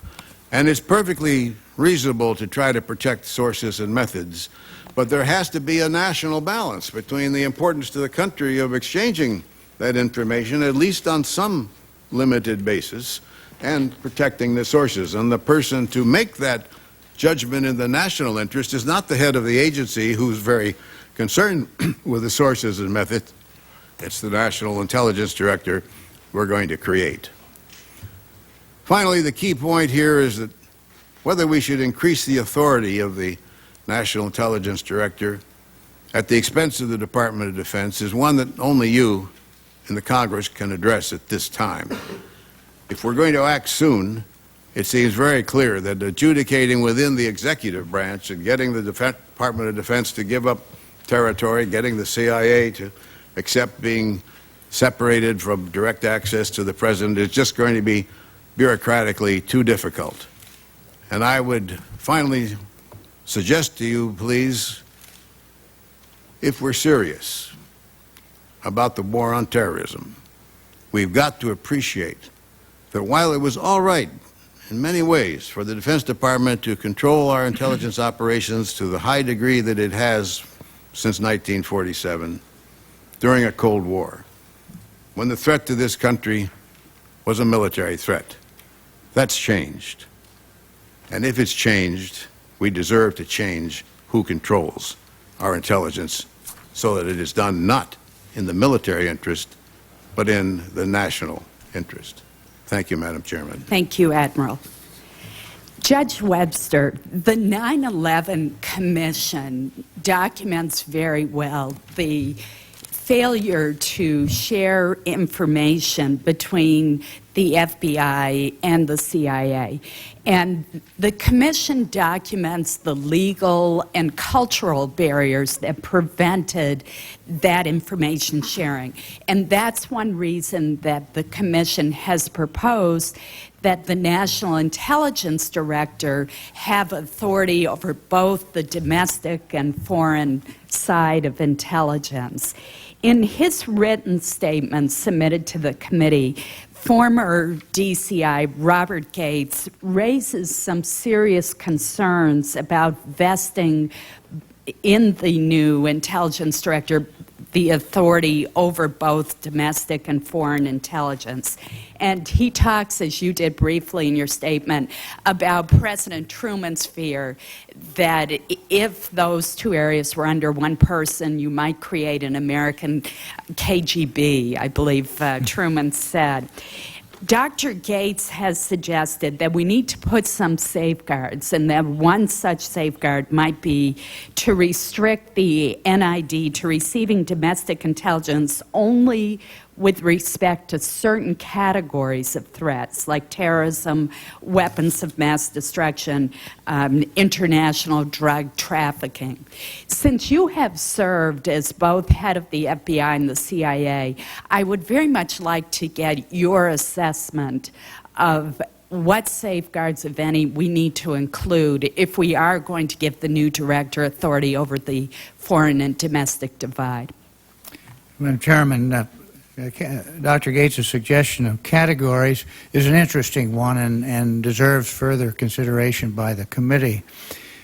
My earlier remarks had to do with operations, primarily with operations, getting the intelligence and how to get the intelligence, and making sure that when dealing with U.S. citizens, we did it in a manner that comported with our requirements, our values, and sometimes I liken that to the investigation of the assassination of President Lincoln, when we arrested 2,000 people, all the cast of My American Cousin, did a whole range of things which were commensurate with the forensic skills and capability at the time. We now have other means of getting information.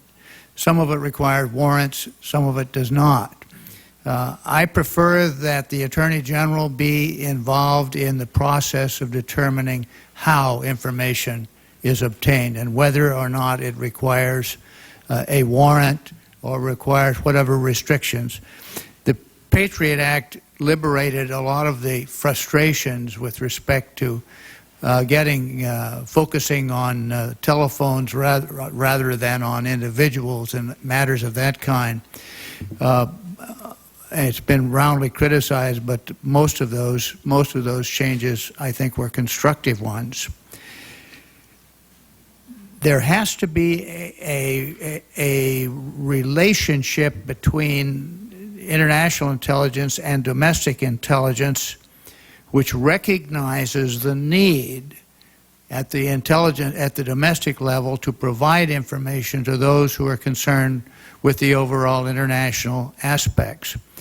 A major problem, and this goes beyond your question a little, but I think it's so fundamental, and that is to pay attention to the information gathering techniques that we have today and how they were constructed. A 13-year-old mainframe simply does not work today to do what you would like to see done. They're trying to improve it. The patch jobs, Congress has voted some money for Trilogy and others, still very limiting. The ability to make sure that information collected in a particular way by the FBI can be transmitted on responsible demand from the NID or whoever has the authority to request that information can in fact be done, and done in a timely way. It's badly lacking now, and I think a lot of those dots could have been connected had they had the ability to respond. They now have the charter to respond. Bottom line, we can do a lot more. We need better equipment, we need the will, the message is out there, and I think that the focus of the Congress should at least be on how the information is collected. Thank you. Mr. Woolsey, a major issue facing this committee in drafting the bill is how much authority the director, the National Intelligence Director, or the director of the Counterterrorism Center should have in tasking the collection of information by the various intelligence agencies. I raised a scenario in a previous hearing of what if you had a satellite that was over Iraq and DOD wanted it to stay over Iraq, the CIA wanted it to be shifted to Afghanistan. In your experience, how are those conflicts resolved, and should the director have tasking authority? I think that the director should have more tasking authority than is now implemented, Madam Chairman. The history of this is that going back, there was more collective tasking than there is now. There used to be a committee called Comarex that tasked the satellites, for example, in which the whole community participated. When I was the head of a panel for Bob Gates in the summer of 1992 looking at restructuring the National Reconnaissance Office and its programs, we came up with something we called the needs process, which was relatively straightforward.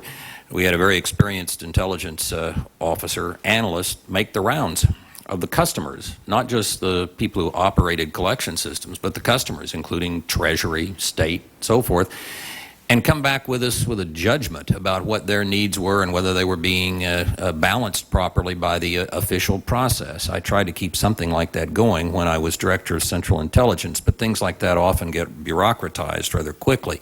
The problem is that today the SIGINT people tend to task SIGINT, and the satellite people tend to task satellites. And I think one important positive reform that could come from having an NID or a CTC director under him or her is that you could have a process whereby intelligence consumers could have more influence, again, filtered through the balanced judgment of some professionals, but nonetheless more influence than they have now.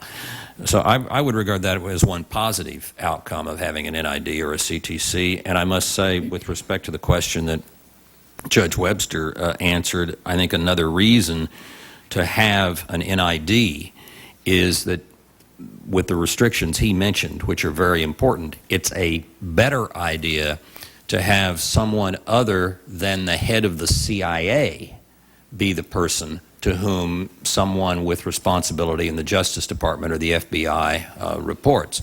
I go into this some in my statement, so I won't go into it any further here, but I'd much prefer an NID to have some type of limited joint authority over CIA or foreign intelligence and domestic intelligence rather than the individual who is the head of the CIA. Thank you. One very quick final question that I'd like all three of you to answer, and we'll start with Admiral Turner. Should the NID serve at the pleasure of the President or have a term? Admiral? Absolutely absolutely at the pleasure of the President. Mr. Woolsey? I agree. Judge Webster? I agree, and I don't think you can do anything about it. People cite the FBI 10-year term as a model. If you read the statute, it says not more than 10 years. It was a reaction to 48 years of one director. The Constitution protects the executive authority to hire and to fire, and I don't believe that if you had a quasi-legislative thing like the Federal Reserve Board or something like that, yes, but I think constitutionally it would be very difficult to do. They tried to do it with the FBI and concluded they could not do that. Thank you. Senator Lieberman. Thanks, Madam Chairman. So I liked your answer, Judge Webster, that progress sometimes is limiting a term that went 41 years to only 10 years, and we move forward. Somebody said to me about those terms, and it's a relevant point as we think about this office, that fortunately we had recent experience with this, that you can have somebody in a term that goes beyond the term of the President, but what happens if the President loses confidence in that individual and simply does not talk to him? That's as bad or worse than the fear of them getting too close. I thank you all for your testimony. I found it very helpful. Senator Rockefeller said something in his opening statement I want to quote, which is that we're operating in a system now in the intelligence community that is fundamentally 57 years old, and it was created during a very different time in world history when we were facing the rising threat of the Soviet Union. Of course, it's been changed here and there, but fundamentally it remains the same. Admiral Turner, you said that at the end of your statement in terms of the balance of authority between the intelligence director and, for instance, the Secretary of Defense. And I think we really have to keep that in mind. To me, it all comes down to the fact that in a war on terrorism, intelligence, which of course has always played a critical role in warfare, plays an even more critical role because we're dealing with, not with armies massed on a field or navies at sea. They may strike, they may surprise, but then you have the opportunity to come back. These are people who are prepared to kill themselves to kill us, and they will strike in an isolated way as they have continued to do. So intelligence becomes even more critical as a way to stop the attack before it happens, and that's why we're focusing all this attention on our intelligence system and community. I do want to ask you about the relative balance between Department of Defense and the proposed National Intelligence Director, because obviously, as others have said, this is going to be a critical and most difficult part of our work here. The Defense Department, as indicated by some testimony offered last week on the House side, does appear to be concerned about the recommendation that the new Intelligence Director be given control over intelligence budgets, arguing that might reduce ultimately the intelligence available to combat commanders. They've expressed the fear of exactly what of Senator Collins' example or hypothetical, that NID would favor using national assets like satellites to provide more strategic intelligence to policymakers on terrorism rather than more operational or tactical intelligence to military commanders. But I think the 9/11 Commission is saying that's exactly why we need one person with the budget authority to make those judgments, because it may well be more in the national interest to make those assignments to the war on terrorism as opposed to the Department of Defense. And some of the Defense Department have said that they were going to carry on this fight because they had to do it on behalf of the warfighters, although Commissioner Hamilton said he thought it was unimaginable that military intelligence would not continue to be a very high, if not the highest priority for our intelligence community. I wonder if each of you would give me a response to whether you think the balance of authority here, assuming for a moment that we adopt something like the Commission proposal of an NID with budget authority, whether the balance of authority now has to not shift away from the Pentagon, but to shift to somebody on top who, as you fascinatingly were during the Carter administration, has the authority to make judgments between intelligence, war on terrorism, Pentagon. Admiral Turner, why don't you start? Senator Lieberman, one other aspect of the Carter executive order was that we would periodically rehearse the transfer of tasking authority over the collection elements from the Director of Central Intelligence to the Secretary of Defense, for the possibility that we would one day be in a really active war where intelligence was absolutely vital to the Defense Department, and therefore you maybe would not want the Director of Central Intelligence, a non-military person normally, to make those judgments.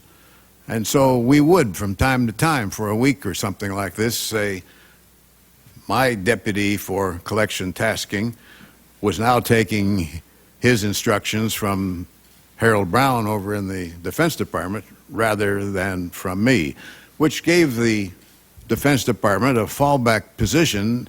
They would just have to go to the President and say, sir, we think the time has come under this crisis that we're in right now that we ought to take this away from Admiral Turner out there and do it ourselves. And that was, I think, a good compromise. There's some language in the 9/11 Commission report that suggests that they see the same kind of dispute resolution mechanism here, either through the National Security Advisor or, obviously, ultimately the President. Mr. Woolsey?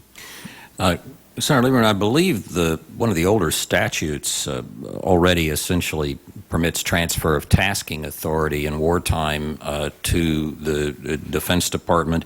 To my mind, tasking is readily dealt with through executive order. You don't need legislation about tasking, I don't think. I think that the NID ought to have more authority than the DCI has now, and it ought to be more collectively done with an eye toward consumers, including the Defense Department. And I think that's one thing that we've learned from the Commission report and from the war on terrorism. Particularly important, though, is fusing foreign and domestic tasking and intelligence. That's really what's new. And I don't think the Commission report or anything else that I've seen demonstrates that the Defense Department is the principal problem with what went wrong with respect to 9/11.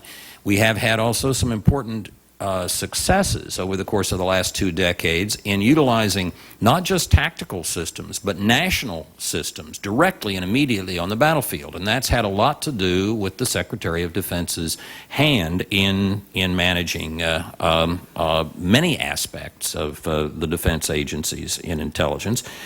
I think, to go back to Senator Rockefeller's analogy about the child custody, which I'm intrigued by, I think the most important thing is not to have a divorce between the Secretary of Defense and the NID. When I was DCI, I had excellent relations with first Les Aspin and then with Bill Perry as Secretaries of Defense, and we worked together on things quite collaboratively. We had a single baseball cap with chairman on it, and we'd co-chair meetings, and sometimes I'd put it on and sometimes he'd put it on. We just worked it out.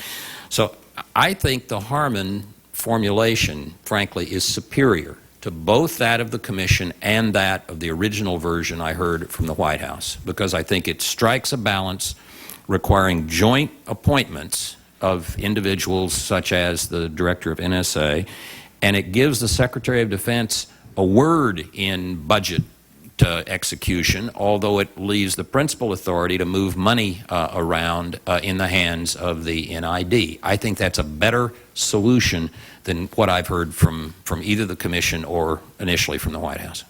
Thank you. Judge Webster? I think I'm largely in agreement with that. With 80% of the budget in defense, so the elephant is in the room. And how you create a relationship between the NID and the Secretary of Defense becomes very important. There have always been a principle of reclama on serious issues of disagreement, and they've worked well. In my 4.5 years at CIA, the Secretary of Defense only exercised that one time, and that provided 2 of us in chairs in the Oval Office with the President, and he made the decision. I don't know whether we're too much anxious that it's going to create a serious problem. I agree that this problem did not affect the missing of the dots. I see nothing in there to think that was the problem.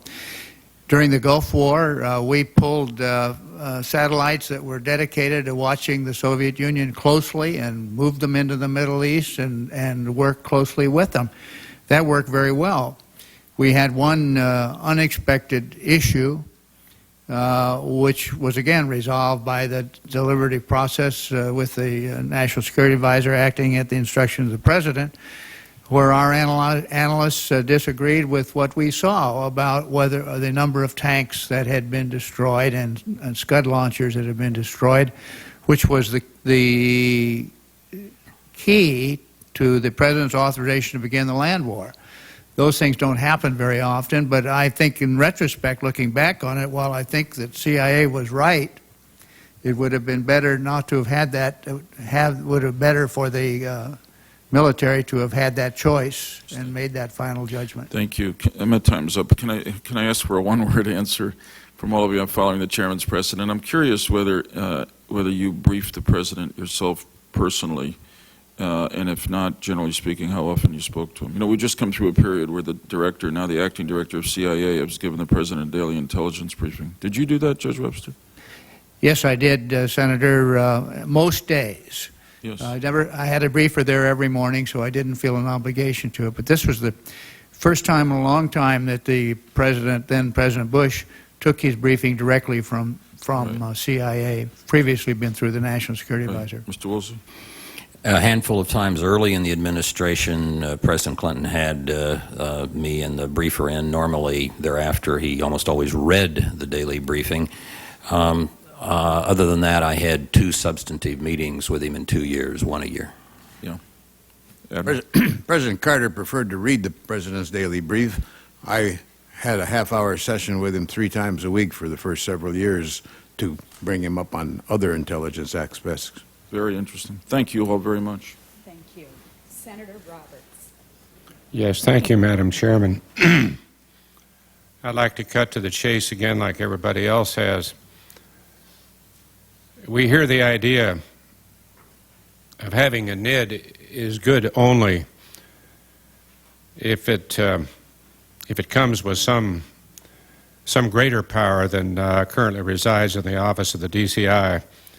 If we do not, it is argued we run the risk of really creating an intelligence czar and causing more harm to the community than good. In other words, you have two hats, and you shift the deck chairs on the good ship intelligence, then we're back again in 6 months having, I guess, more hearings.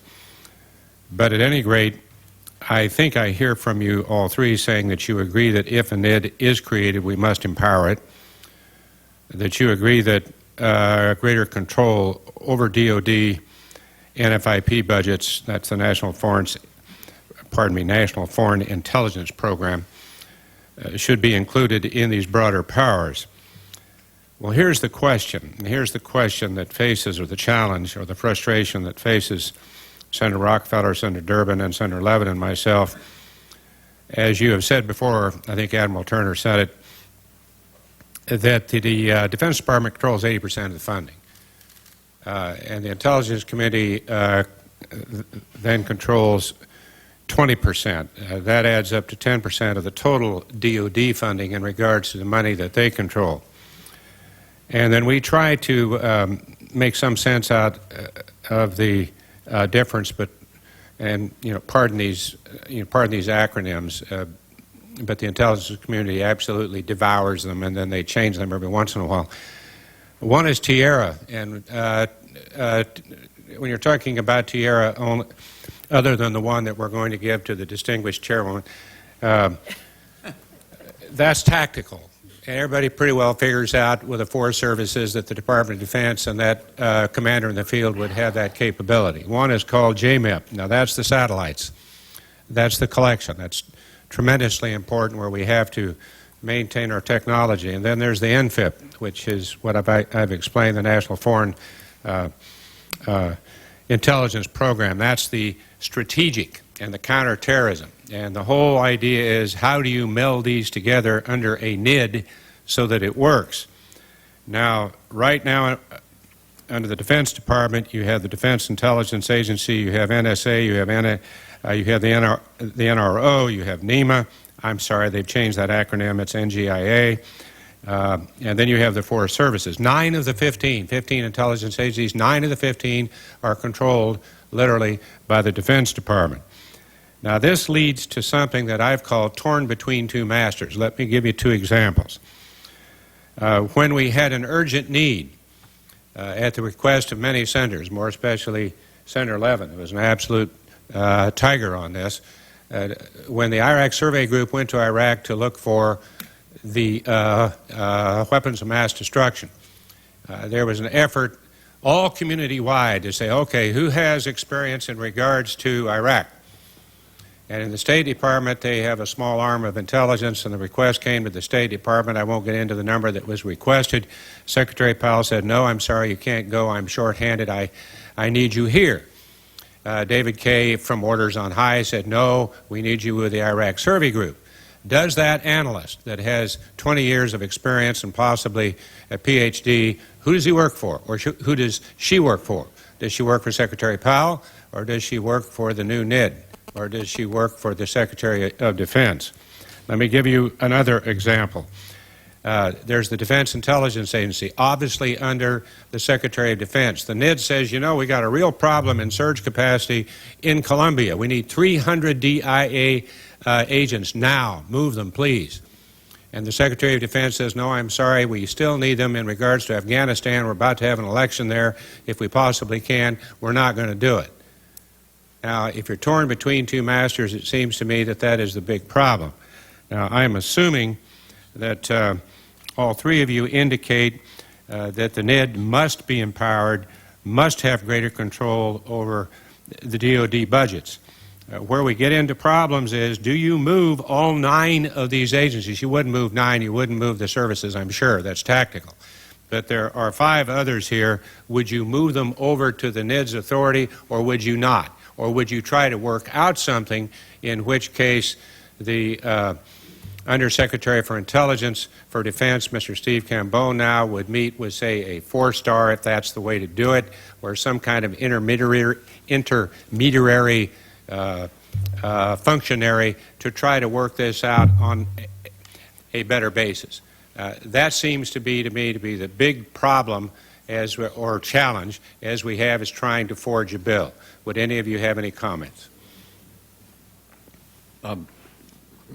Chairman, I think that this is one where the Washington version of the golden rule, that whoever has the gold makes the rules, will apply. If budget execution authority is given to the NID, he will or she will have a much better ability to say to the Secretary of State or Secretary of Defense, look, I sympathize, I understand, I know this fluent Arabic language linguist is a very rare asset, but you didn't hear me, I really need her or him. I don't think one needs to, in legislation or perhaps even executive order, get into the business of precisely who assigns. What the intelligence community works in a collaborative way a lot of the time.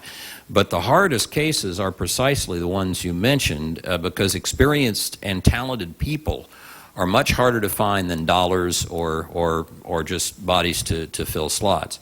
And so I'm not surprised that Secretary Powell or the Secretary of Defense in other circumstances would struggle against having one of their very best people detailed. I think this will follow reasonably from a solution generally in favor of what the NID needs will follow from the NID having the kind of enhanced budget authority that is being talked about, even if it's not total budget authority that of the sort that's in the commission bill.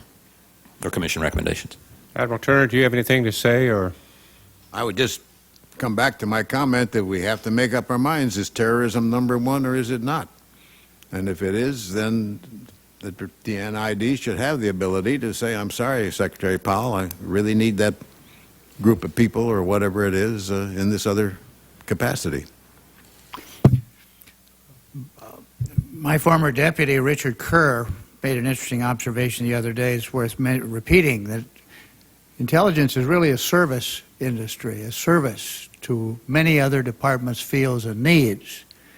And I think that the NID, as the head of that, has a duty to listen.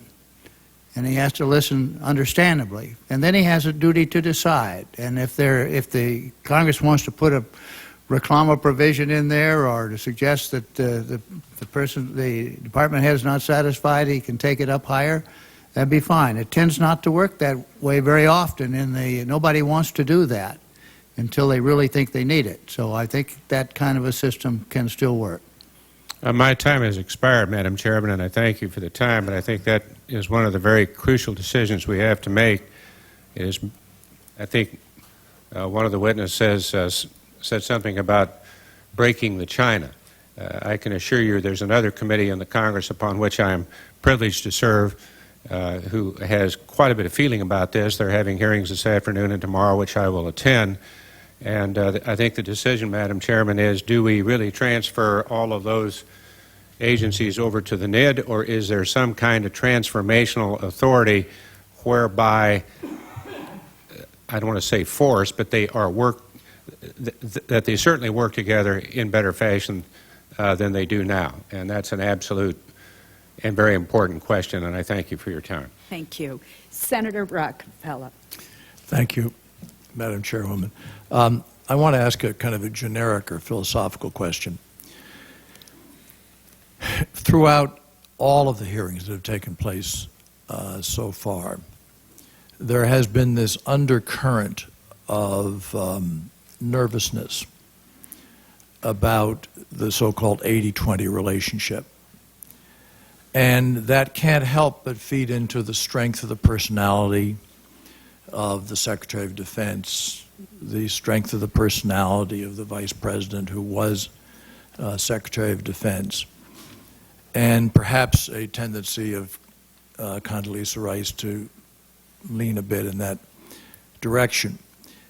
Now, it could be that we're making ourselves walk around too many corners or twisting ourselves up on all of this, unless there is some absolute reason that a Secretary of Defense has to have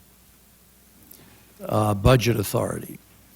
In other words, if the NID has budget authority, that becomes a direct threat to the Secretary of Defense. And thus the committees begin to fight and the bureaucracies begin to fight and the press begins to take sides. And it's not healthy because, as Admiral Turner said, what counts is the national interest. Now, my question is this. You have 15 different intelligence agencies. We've just created another one in Homeland Security. And you could, I suppose, let's say, take out NSA, NRO, the geospatial.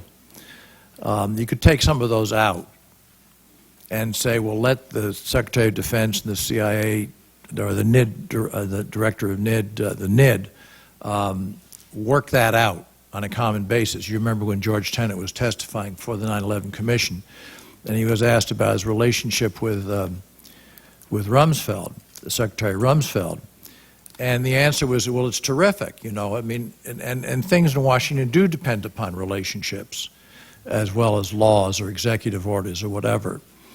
The problem was, I think we all a little bit had the feeling at that time that Director Tenet wasn't going to be around a great deal of time, so his answer didn't make much difference, that he got along well with the Secretary of Defense. Now, you can do this whole cloth. You can NID it and give absolute budget authority, period. You can do it in a partial manner, that you can share on NSA, NRO, geospatial, et cetera.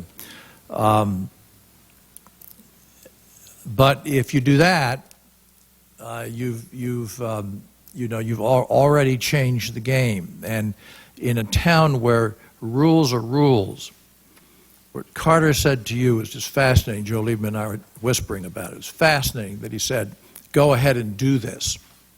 Go ahead and do this. Run the intelligence community. And then if there are problems, we will work them out. I think that was then, this is now. As Senator Lieberman said, intelligence is now the tip of the spear. It comes first. It comes before warfighting, unless it's a sneak attack. And then it still comes before warfighting because it is meant to anticipate that. My question is this just a kind of a traditional fight in Washington where the Secretary of Defense has what the Secretary of Defense has, and the CIA is tasked to do three different things, can only do one of them, in fact? Well, he has a relationship with the President, or she has a relationship with the President. But it's not clean, it's not clear. So I'm saying, is this...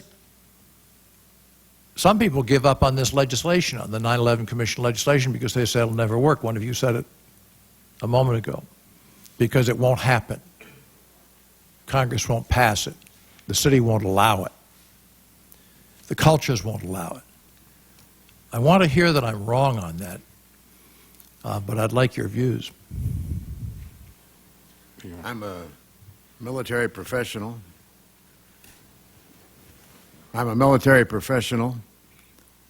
And I think I understand the military's obsession here with being sure they have access to the best intelligence. Every military commander wants every asset under his control that he needs or she needs to prosecute whatever assignment he or she is given. It's a natural tendency. I keep coming back to that is not the primary priority for the country today. But we do want to have a system that ensures that military commander gets the best support we can possibly afford to give within the limits of also putting number one priority on terrorism. And I don't know that you can write that into a law. I think that's got to be ironed out by presidents and secretaries of defense and national intelligence directors as to how they balance that out individually. but the overall national interest is to err on the side of giving the National Intelligence Director more authority rather than less. So you would come down on the idea of doing something about it in law rather than depend upon the well-meaning nature of those who protect us. There are well-meaning people in our government in all levels, but the bureaucracies tend to keep them from doing well-meaning things frequently. Yeah. Thank you, sir. Senator Rockefeller, you may be right. The personalities involved here may be one issue, but I've known reasonably well every Secretary of Defense since Mel Laird, and none of them is a Casper milquetoast. The job tends to attract reasonably strong-willed people, and understandably so. I think there are three issues for the NID, and I haven't looked into which of these needs to be sorted out in legislation and which could be done by, let's say, report language, which suggests an executive order working with the White House, whatever. But it seems to me there are three issues. One is tasking. One is the power of appointment over the defense agencies, such as a director of NSA. And the third is budget execution. Now, I think with respect to tasking, the NID needs to exercise more authority than he or she now does, than the DCI now does. We need to move toward this business of taking consumers, intelligence consumers' judgments into account much more than just having these individual agencies that have these individual collection assets decide what to do with them. I think that's the first thing. How that's accomplished, how the NID is given that higher degree of authority, I haven't made a careful enough study to know. With respect to appointment, I believe that it would be a major step up over what the DCI now has for the NID to be given joint appointment authority with the Secretary of Defense for, let's say, the director of NSA or the director of the NRO. Not all of these service appointments, and perhaps not DIA, but I think that would work. With respect to budget execution, exactly where the appropriation goes, whether it goes to the Secretary of Defense or the NID, I think is less important than the fact that the NID needs more authority than the DCI now has over moving money around, reprogramming, and so forth. But I think Congresswoman Harman's position is the correct one, that the Secretary of Defense needs some type of outlet there. He needs a reclama. He needs the ability to say, we're moving, the NID has moved too much away from this data link that is vital to our combatant forces in such and such a place, and if they can't work it out, the President needs to decide it. So I think that is a reasonable increase in authority over what the DCI now has in those three areas, but I don't have any good suggestion to the committee about what parts of those need to be done by legislation and what parts can be accomplished elsewhere, otherwise.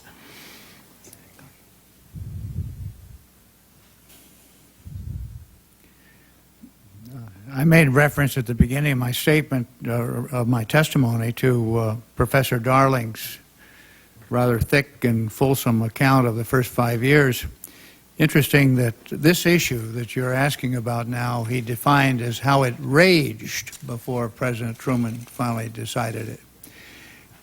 I would make a plea on the side of shifting the presumptions so that the NID is presumed to have the authority, and the burden is on those who want to dispute it to make the effort. The same thing follows from having a role in selecting the key people in the intelligence community. And I would like to see performance review done by the NID, because in some quarters, whoever writes the report card is the one who gets the attention. Just to shift that burden of the presumption of where the authority is, and then let the others come to legitimately question it, because these are human beings we're talking about. Thank you, sir. Thank you, Madam Chairwoman. Senator Voinovich. Again, thank you for your service to our country, and thank you for being here today. It's interesting that there's a consensus among you. Mr. Woolsey, you were talking about the fact that we have secular Baathists, we have Shiites, we have Islamic Sunni. I like to refer to this as the Fourth World War. We had the Third World War was the Cold War, and this is the Fourth World War. And I think it's really important for us to understand that this is a different kind of war than we've ever encountered before in this nation's history. Would you agree to that? This is a different type of war that we're not accustomed to? Very different in many ways. It has some more parallels to the Cold War, I think, Senator, than it does toward World War I or World War II, because we fought sometimes in the Cold War, but not the whole time. And in the Cold War, eventually, ideology turned out to be extremely important. We won in no small measure because we convinced people like Lech Walesa and Václav Havel and Andrei Sakharov that we were on the same side. We have to do that with hundreds of millions of good and decent Muslims in the world, I think. So the issue of intelligence, and I would also say diplomacy, has become a lot more paramount in terms of dealing with this Fourth World War that we are finding ourselves. Would you agree with that? In a lot of ways. Diplomacy of a very difficult sort, more difficult in a way than it was during the Cold War. I'd like to get to the issue of the authority of the NID. And Mr. Woolsey, you were saying that you thought that the issue of the appointments, NSA and others, these departments, should be a shared responsibility. From who's going to be held responsible for the NSA? Is it the Secretary of Defense? Would the NID go to the Secretary of Defense and say, whoever it is you got over there is not getting the job done? Who's going to be?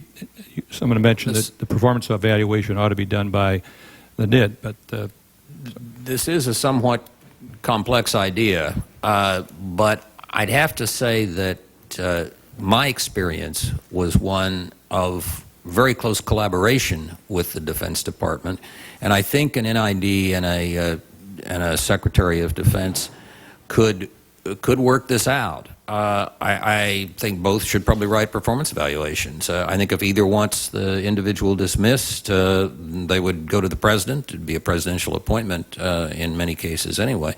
And that ought to, it would produce perhaps a conflict and a disagreement, which the president would have to determine. But the way the situation works now for, say, the director of NSA is that the Secretary of Defense really does the appointment, and if the DCI has some reason to object, and normally they're not going to because this is a career military officer that probably they haven't known or worked with before, the DCI can object. But in fact, the director of NSA believes that he reports to the Secretary of Defense. And that needs to get adjusted in a way so that the NID, the head of the intelligence community, has something on the order of half the responsibility and authority over the director of NSA. Exactly how to arrange that, I know it's a somewhat different concept, but it seems to me to reflect reality much better than having the DNI or NID have full authority over the director of NSA, since a huge share of what NSA does is work for battlefield commanders. The issue of the budget. Would they work out the budget issue too? In other words, you've got the NID looks at the whole area of the smorgasbord of intelligence and says, we're going to rearrange the way these things are being funded, and ends up having a battle with the Secretary of Defense over the amount of resources that they're going to be put in there. In the executive branch, you're always working on 3 budgets simultaneously. You're working on the one you're putting together to submit to OMB in the fall. You're working on the one that Congress is holding hearings now on, and you're working on the one that you are executing. The DCI under the current system has some substantial authority, at least in theory, over what is being put together and submitted. But in practical terms, since he has so little real power outside the CIA, he's sometimes listened to, can sometimes influence what goes on. And as I said, the way I did this is I had this cap made up that said chairman, and when the Secretary of Defense or the Deputy Secretary of Defense and I would co-chair meetings, we would just, if we thought we were going to have a disagreement, we'd step out and resolve it. We kept the hat between us most of the time and worked on these things together. But you would give the power on this, under this reorganization in terms of the budget and understanding that their interpersonal relationships would have something to do with how it finally got worked out. Theoretically, I had more power with respect to the budget being assembled, and he had more power with respect to the budget that was being executed. In the real world, the DCI has rather little power over money as a whole outside the CIA. I think the NID needs a bit of a leg The NID up. and the budgetary process would be working with OMB and say, hey, this is what I need to do to get the job done. So you'd think it'd be given a higher priority than it might under the current situation, or should be given it. Yes. This gets very involved in the way the classified budget is put together. Back in the mid-90s, during my tenure, there was not a so-called pass-back back to the intelligence community. The money all went back to the Defense Department, and frankly, I preferred it that way because I thought I would be hit with much deeper cuts if the intelligence budget was separate. I regarded the defense budget in those times as something of a sanctuary that would require that I be cut less than the big cuts I was already seeing. So during my tenure, I was delighted to be under the envelope of defense with respect to dealing with OMB, because I thought, and I think I was right, I would have gotten fewer cuts as part of the defense budget.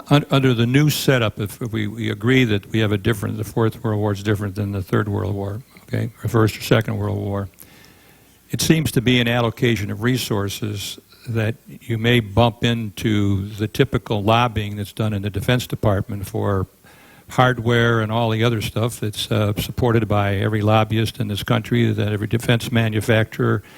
And it seems to me that if we're going to have the money to get the job done in the diplomacy and an intelligence area, we may have to cut back on some of the other things that we have been supporting here that seem to be, sacrosanct if we're going to be responsible in terms of these resources. What's your comment on that? Well, Senator, the way I see it, in the early 1960s in the Kennedy administration, before Vietnam, the country was spending about 9% of GDP on defense and intelligence together. That would be the equivalent today of an approximately $1 trillion defense and intelligence budget, on the order of double what we're spending now. Now, admittedly, in those days, old people were not taken care of through government funding, through Medicare, Medicaid, et cetera, and so that part of the domestic part of the government has grown. But that's a decision within society about whether to take care of old people in their own homes or through the government. As far as resources allocated to national security, we're at about half the level of burden today that we were during the Kennedy administration. And look, I'm an old Scoop Jackson Democrat. I don't mind spending money. I think it's fine for us to fund whatever we need, indeed imperative to fund whatever we need on national security, and we ought to do some decent things on the domestic side too, and I'm willing to pay the taxes to do it. So anyway, for better or for worse, those would be my judgments. Mr. Admiral or Mr. Webb, do you want to comment on it?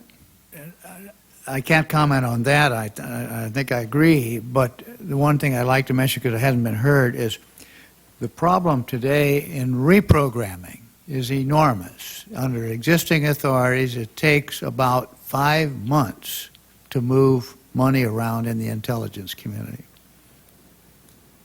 No comment. Thank you. Senator Levin. Thank you, Madam Chairman. I'd like to just pick up where Senator Voinovich left off relative to the budget, first of all. Under the current law, as I read it, the power to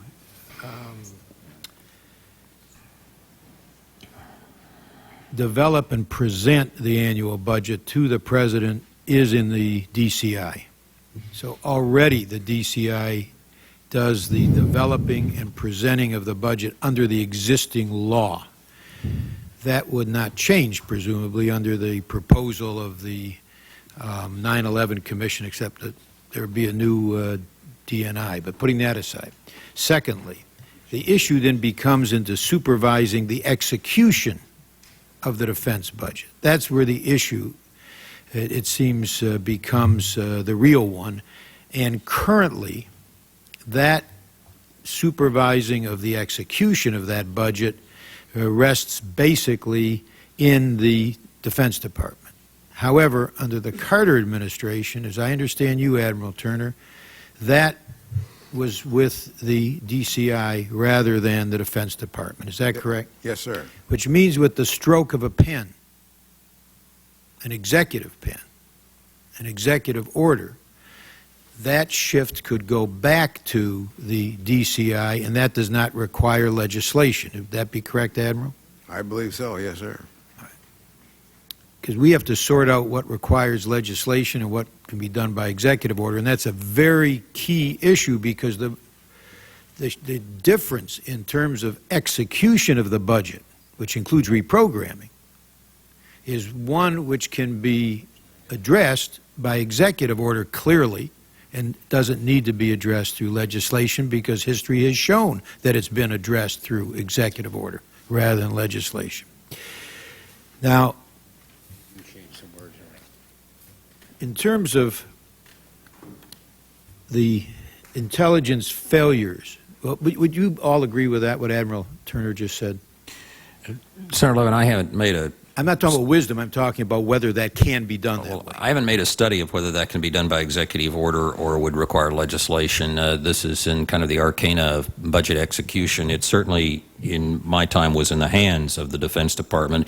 And also, Congresswoman Harmon's bill, I think, may leave some aspect of execution authority in the hands of the Secretary of Defense, but give the NID a lot more authority over reprogramming. These are just details of the way this works that I'm a bit stale on. All right, but these are critical issues. Do you know, Judge, would you agree with Admiral Turner or not on that? That an executive order can do it? Can go back to the Carter approach in terms of budget execution, which was an executive order approach. If you don't have an opinion, that's fine. I don't have an opinion. All right. Now, the question of execution of budget authority has been raised, and it's an important one, obviously, for us. The question, in my mind, is what is the relationship between that location of budget authority execution and the intelligence failures before 9/11 and before Iraq? We had major intelligence failures prior to 9/11, prior to Iraq. The reports of the Intelligence Committee in the Senate showed that. The Joint Intelligence Committees of the House and Senate report showed that, and surely the 9/11 Committee report showed that. Now, what is the relationship? Do you have examples, for instance, from your experience, of where the issue of where budget execution made a significant difference? Because I don't see it in the report. I don't see in the report how the issue over budget execution relates to the failures which were so dramatically laid out by the 9/11 Commission. Can you help us on that? Judge Webster, we'll start with you and go down the line. I think you're correct, Senator. In broad generalities, what the 9/11 report says is that agencies were going their own way and information was not finding itself into a place where the warning and the danger would be clear. The conclusion of the report was that the leader of the intelligence community should be held responsible and given the authorities to make sure that did not happen again. Now, that's broadly stated. So I think that's really the connection. And he needs to have the authorities as well as be called the leader. Then after 9/11, we created the Terrorist Threat Integration Center, where presumably we brought together all of the intelligence. so that we didn't have intelligence that wasn't shared and we could connect the dots. But my question is, and I think that's an important change, and I'm not sure that this new center which is being proposed, the counter-terrorist center, does much different in terms of coordination than what we've already done with TTIC, except for these additional authorities which are handed to the center. But my question is the budget execution issue. Do you see any relationship between where that was located prior to 9/11 or prior to Iraq and the failures of intelligence prior to 9/11 and prior to Iraq? Mr. Woolsey? I don't really see that there is a substantial relationship, Senator Levin. There were failures within the foreign intelligence community, but I don't see those as principally having been communication between elements in the foreign intelligence community. Some were, but most were not. Most of the failures were legal limitations, such as Rule 6E of the Federal Rules of Criminal Procedure that prohibited the FBI, if they'd obtained material pursuant to grand jury subpoena, from sharing it with the intelligence community. There were policy limitations, some within the Justice Department. They were policies that had been adopted, for example, in late '95, and I hesitate to say I don't hesitate, I stress that I resigned in early '95, out in the CIA to limit the ability to penetrate groups by recruiting people with violence in their background. There were a lot of things, FAA policies about cooperating with hijackers. There were a lot of things that contributed to this, but I don't see that the heart of the matter is this budget execution authority vis-a-vis defense and DCI now, or perhaps an NID in the future. Could I interrupt you there, because yes. I've got to get to Admiral Stan Turner, and then I want to just, do you have anything more to add on that, Admiral? Very quickly, I think there is a connection, Senator. Okay. We're now saying we didn't have enough UMINT. What's one of the reasons we failed here? Well, if the NID has a budget execution authority, he or she could move money into UMINT or SIGINT or Was there an wherever. effort to do that which was thwarted? I don't know. All right. Final question. And I think, Judge, you've commented on this issue. The 9/11 Commission recommends establishing the intelligence director in the executive office of the President. My own concern about that is that the individual then would be so close to the President and his policy advisors that it could make it even more difficult for the National Intelligence Director to be independent of the policy pressures of the White House, thus increasing the risk of intelligence being shaped to support policy, as appears to have been done prior to the war in Iraq, rather than keeping the intelligence objective and independent. And also, and this part has not been really discussed publicly as much, which is that it might make it more likely for executive privilege to be invoked or suggested, thus making effective congressional oversight more difficult. Now, Judge, you've commented on this issue in your testimony, and you've indicated that you believe that it is important, in order to avoid the reality or the perception of intelligence being framed, read, spun, to support a foreign policy of the administration, that position be outside of the executive office of the President. I need a quick answer from the other two witnesses. Do you believe that the National Intelligence Director should be inside or outside of the executive office of the President? Mr. Woolsey, inside or outside? Because I'm out of time. I think the key thing is that they report to the President. I care much less about whether they're inside or outside the executive office than it'd be an individual who is willing to be the skunk at the garden party. Thank you. I agree wholly with Jim. Yeah, thank you both. They're very helpful answers. Thank you. Thank you. Senator Coleman. Thank you, Madam Chair, and thank you, gentlemen. Extraordinary testimony, and thank you for your service to our country. Director Woolsey, you raised an issue about the focus of this report, and the reason I want to raise this is whatever we do, whatever we put in place now has to suffice not just to respond to what happened yesterday, but what may happen tomorrow. It's kind of an obvious, like you take a poll and you're always getting somebody's opinion on yesterday, and yet the issue may be tomorrow. We know that Hezbollah is a terrorist organization, has missile capacity. We know that have deep concerns about Iranians and developing nuclear capacity and what they will do with that. We have deep concerns about Syria and funding terrorism. And so my concern is, as we look at this report and we look at the concept of a national intelligence director, we look at the counterterrorism center, and I will quote a comment that appeared in a series of thoughts in the August 1st edition of the Washington Post, asking a number of folks, I think Admiral Turner, you responded to this, for their reflections on, where do we go with the report. This comment came from John Deutsch, former director of Central Intelligence from 95 to 96. He noted that, moreover, the proposal for a civilian-led unified joint command for counterterrorism works better for counterterrorism than for managing intelligence regarding other security issues that may arise in the Taiwan Straits, in the Palestine-Israel conflict, or the Indian subcontinent.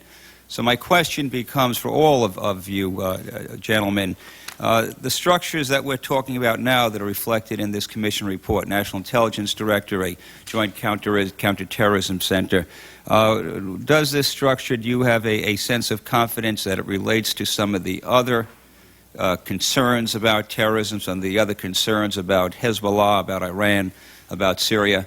That would be one question. And the second, if there are some, if not, if we're missing something, in this report and these recommendations to deal with those emerging issues, what would it be? Admiral Webster? Excuse me, Judge Webster. Thank you. I'm never more than lieutenant senior grade, sir.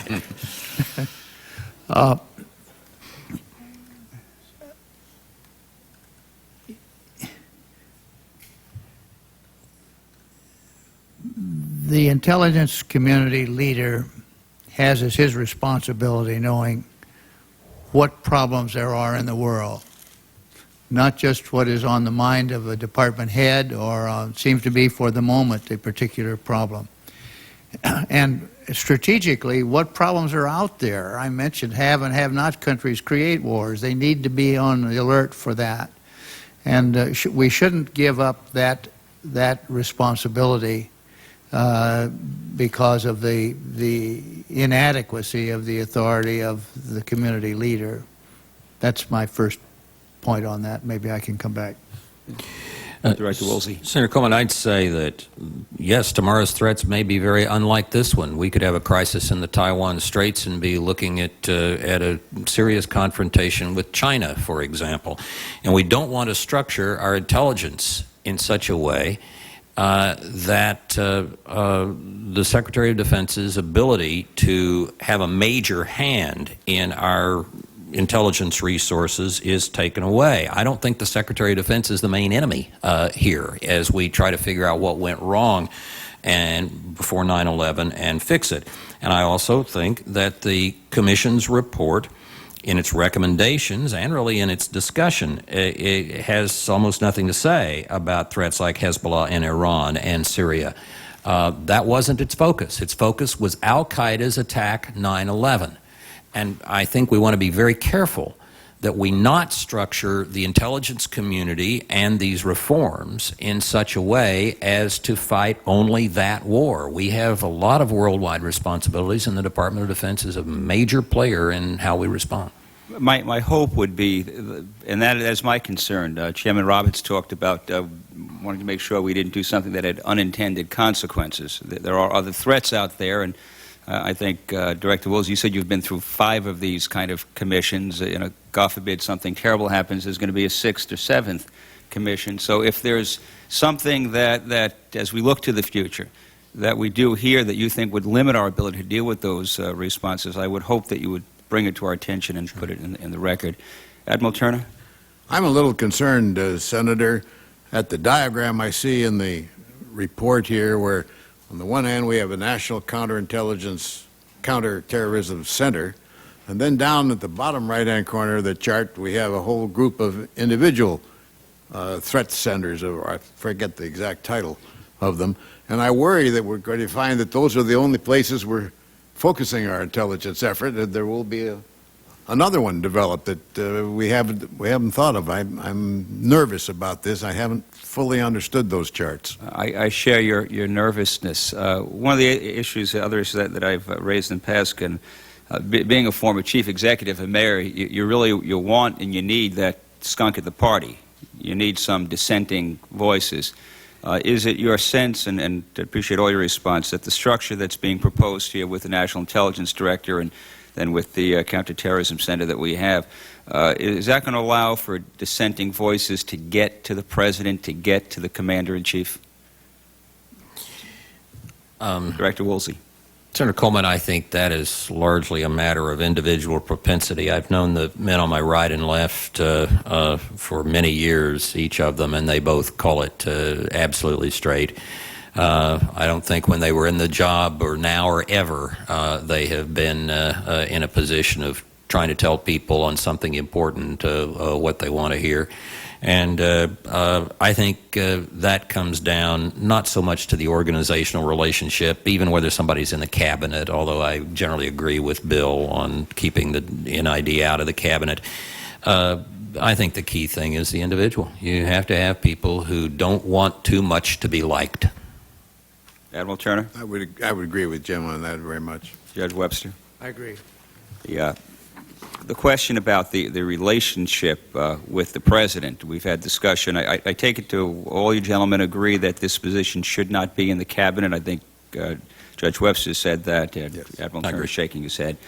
How do we, help me understand how we structure this? There's been some discussion whether it's in the office or not. The bottom line is that the ability to do the job depends on the confidence of the President. I take it we all agree with that. Any disagreement with that? Agreed. So this issue of having terms beyond the President's term, I think from my perspective, would not be a good idea if your power is going to depend on the relationship with the President. Can we structure that, or is it this is something that we have to leave to, we elect a President and they're going to lead us in a direction, Director Woolsey, perhaps in a direction that you as head of intelligence say we shouldn't go, but our country is going to go with where the President says we go. Is this something that we can structure, or we simply have to leave it to the kind of not about the whims, but the realities of human relationships and strength coming from that relationship? I think there's no guarantee, Senator Coleman, and I think there shouldn't be any greater difficulty in having an NID who is willing to speak independently and to reflect his analyst's views and his own views than there is for having a DCI. And generally over the years, DCIs have, I think, called it pretty straight, sometimes to the extent of not pleasing the boss. But I don't see how these changes make that problem any harder than it is now. No, I agree. I think anything you can do, anything that in the culture that gives the leadership in the intelligence community the intellectual independence to call it the way it is seen by the experts and the analysts, setting forth alternative points of view if necessary. Their job is not to influence a policy or to make a policy happen. And again, I repeated to everyone, said it publicly, said it to the cabinet, we will do our very best to give you the best intelligence and analysis of that intelligence that we can have. Then it's up to you. You can use it, you can ignore it, you can tear it up and throw it away. The one thing you cannot do or ask us to do is change it. And I think we've held to that. And then the job of defining the policy that flows from that is up to other people. Thank you, Madam Chair. Thank you. Senator Durbin. Thank you very much, Madam Chair. I suppose the questions I'm about to ask reflect the fact that I've taken a lot more history courses than management courses, but I hope you'll bear with me. There's a legendary saloon keeper in Chicago named Patty Baller. He ran an old saloon and was kind of a ward boss, and so they had a reform candidate running against him. And they went up to Patty Baller and he said, what do you think about this guy running against you? And he says, this city ain't ready for reform. He was right. The question is whether the intelligence community is ready for reform. And the 9/11 Commission, I think, has shaken us up, and they should. They did a great job, did great service to this country. But if we are often accused of being guilty of fighting the last war, it appears that in the case for reforming the intelligence community, we are basing it on the second last war.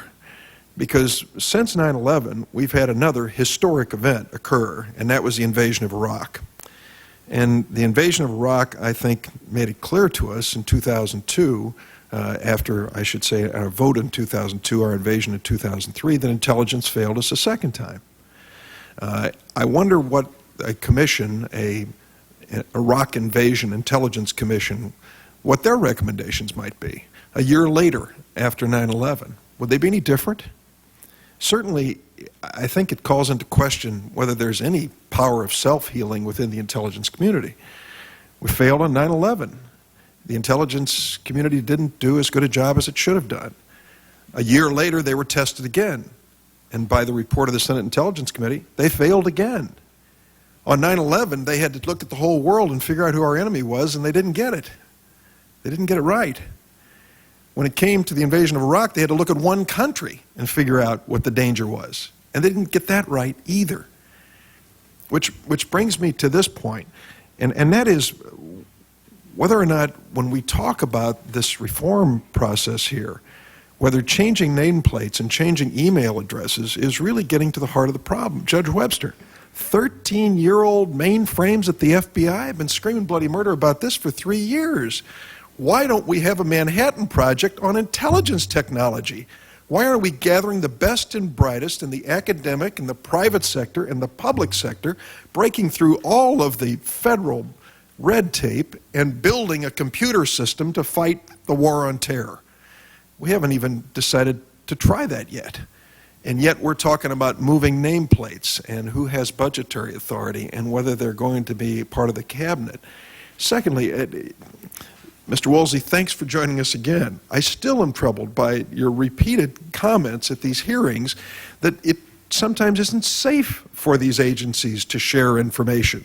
There may just be another spy in one of these agencies, you said. How are you going to get trusted communication that the 9/11 Commission calls for if you start with that premise?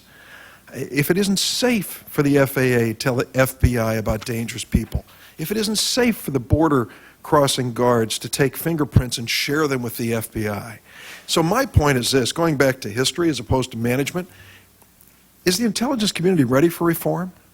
If it isn't ready for reform, are we kidding ourselves here? Are we going through a political exercise, moving nameplates around, that really won't achieve the fundamental reform that Admiral Turner referred to when the President of the United States called him in and said, we're going to do it differently, and you're in charge of doing it differently? That's what bothers me. Jump ball. Anybody like to comment? Well, Senator Durbin, 2 points. First of all, about pre-Iraq and a commission on that. In a sense, there is one. The commission on the WMD estimates, co-chaired, I believe, by former Senator Robb and Justice Judge Silverman, is holding hearings. I'm testifying before them, I think, next week on those issues, and it's a complicated set of issues, but nonetheless, just as there were about 5 post Pearl Harbor commissions, there will doubtless be more than one post 9/11 and post Iraq commissions. It seems to be kind of a constant here in Washington. I think on the sharing issue, the point I want to make is that the 9/11 Commission essentially said need to share should replace need to know. And it has a mechanism, a kind of an internet, a trusted information internet. My testimony is more thorough, my written testimony is more thorough than what I said here at the table on that point. But the key issue seems to me to be that we should not give up on need to know. We ought to try to continually adjust who needs to know what. We ought to make sure that a person, regardless of what agency they're in, if they're a DIA analyst and they're one of the 2 or 3 best people in government to look at a particular issue, they ought to be given access to a CIA Directorate of Operations Blue Border report, as long as they are trusted and security cleared and so forth. I'm not suggesting that we should stay within the stovepipes. It's the numbers that bother me. because insofar as one widely disseminates material, one could have a Robert Hansen who turned out to be a pretty clever computer Woolsey, operator. Mr. Governor Keene and Congressman Hamilton sat in those chairs and told us, we've got to be more creative. We've got to be more imaginative. We can't keep putting things in these neat little drawers of expectations. We've got to think more broadly in a war on terrorism. And what you're arguing for, even though it may be stovepipes with a few holes in it, is to make sure that the holes are directed in the right ways. How do you get creativity and imagination out of that? Well, you know, Senator, the victors in World War II used intelligence very creatively. And one way they did so, particularly with respect to the very sensitive signals intercepts and decrypting that we were doing of the Japanese codes and the British and Enigma were doing of the German codes, was radically to restrict the numbers of people who did the analysis and had exposure to those technologies, but to make them the very best. Now, whenever I see, as I saw back in 1998, headlines in the press saying, we are listening to bin Laden's satellite telephones, and we know immediately thereafter he stops using them. That was a leaked story in the Washington Times, which killed a source for us. It strikes me that once I see leaks like that, I think there are too many blabbermouths in the government who are being given access to signals intelligence. The person who leaked that, I think, has as much blood on his or her hands as anyone with respect to 9/11. And so it's impossible to always disseminate only to the right people.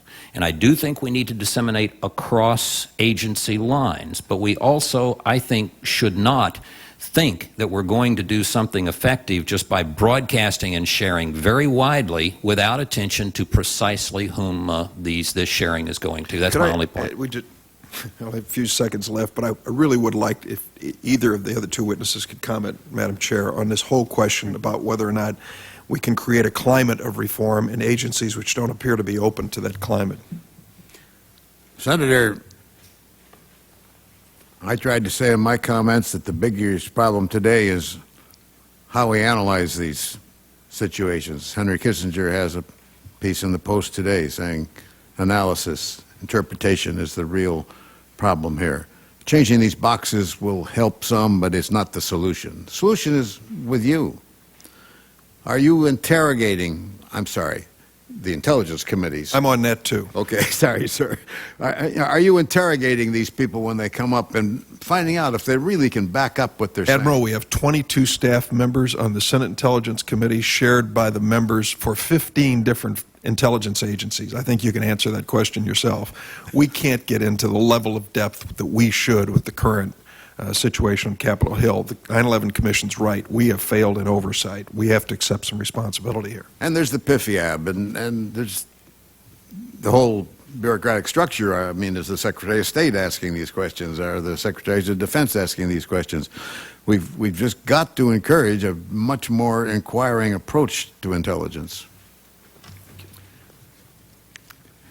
Are we ready?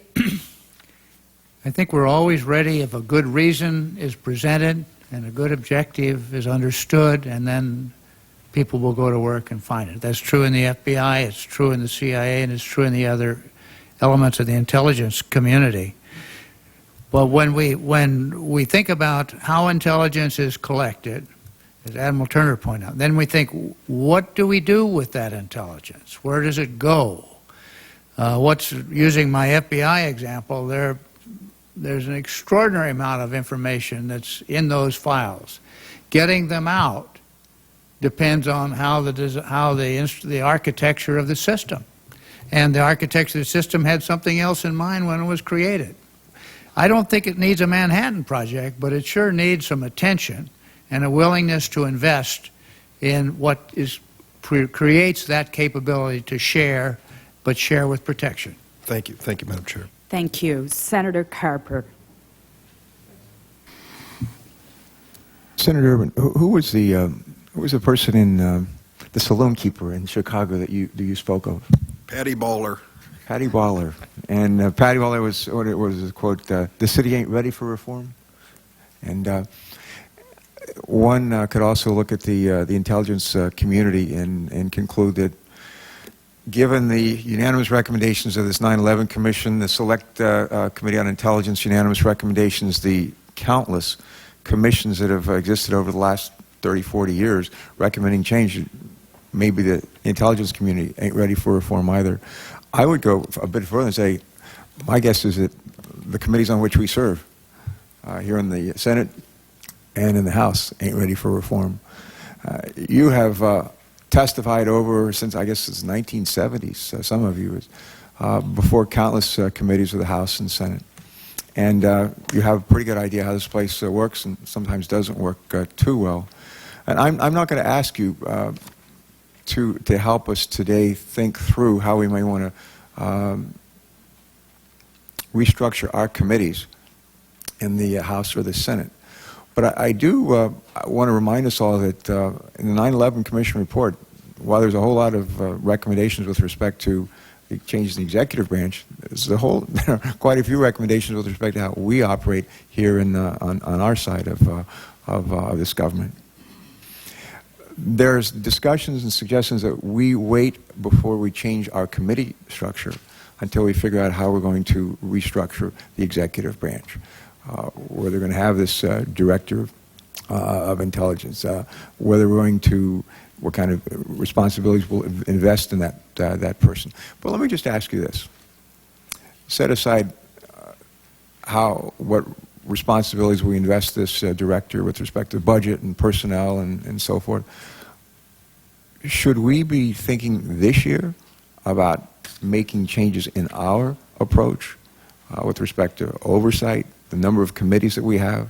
I think with respect to the Department of Homeland Security alone, I heard as many as 80 committees and subcommittees that have some piece of jurisdiction over Homeland Security. What would be your recommendations with respect to sequencing for structural changes on the legislative side? My view is it's all ought to go ahead concurrently. I don't see why changing the congressional structure needs wait until you decide whether it's a DCI or an NID. That isn't all that big a change, in my opinion. And in any event, your structure needs change just as the rest of it does, and we ought to get on with it.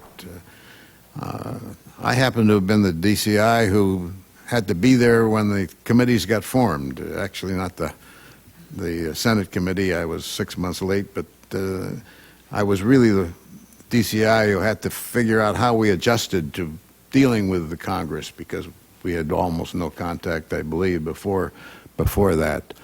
And I must say that in looking back on it, I'm disappointed in the Congress's performance over these many years. The things that have got by, like Watergate and so on, Iran-Contra, I meant.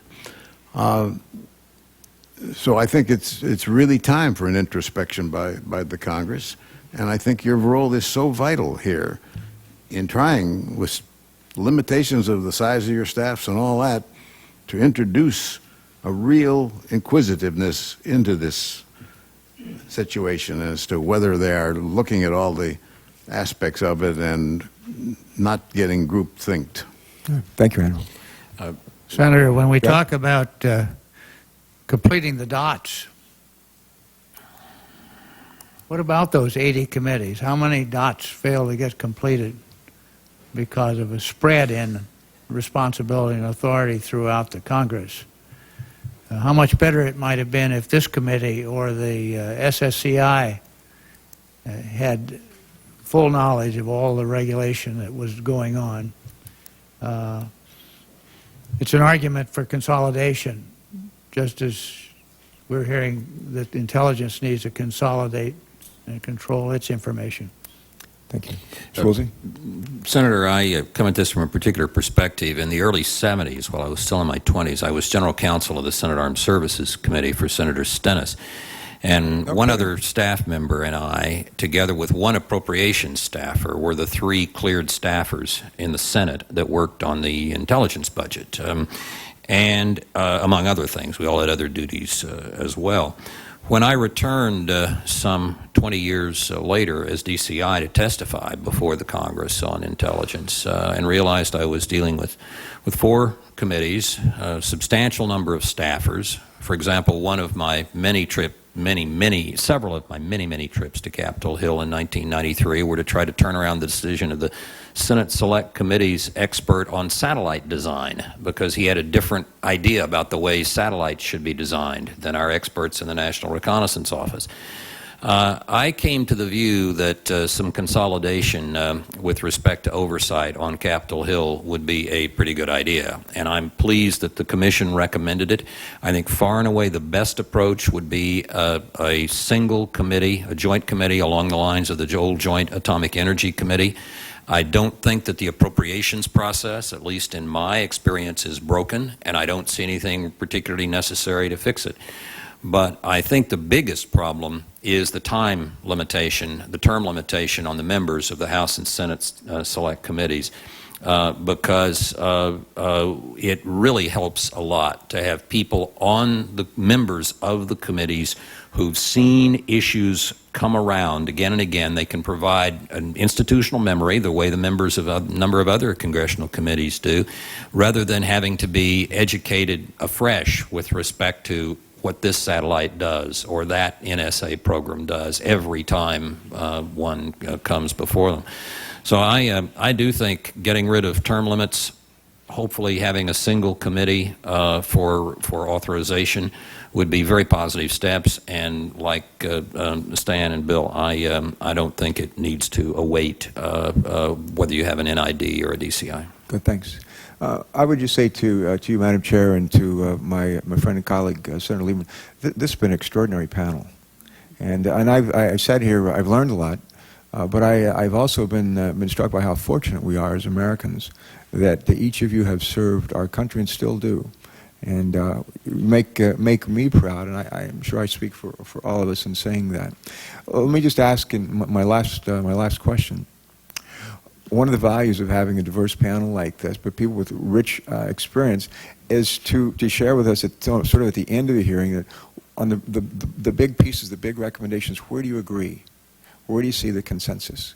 Because we can go in a million different directions coming out of here, out of these hearings, but where do you see consensus among yourselves that would urgently urge us to pursue? I think it's empowering somebody to run a $40 billion a year, roughly, operation. And we just don't have that, and we need to have a CEO.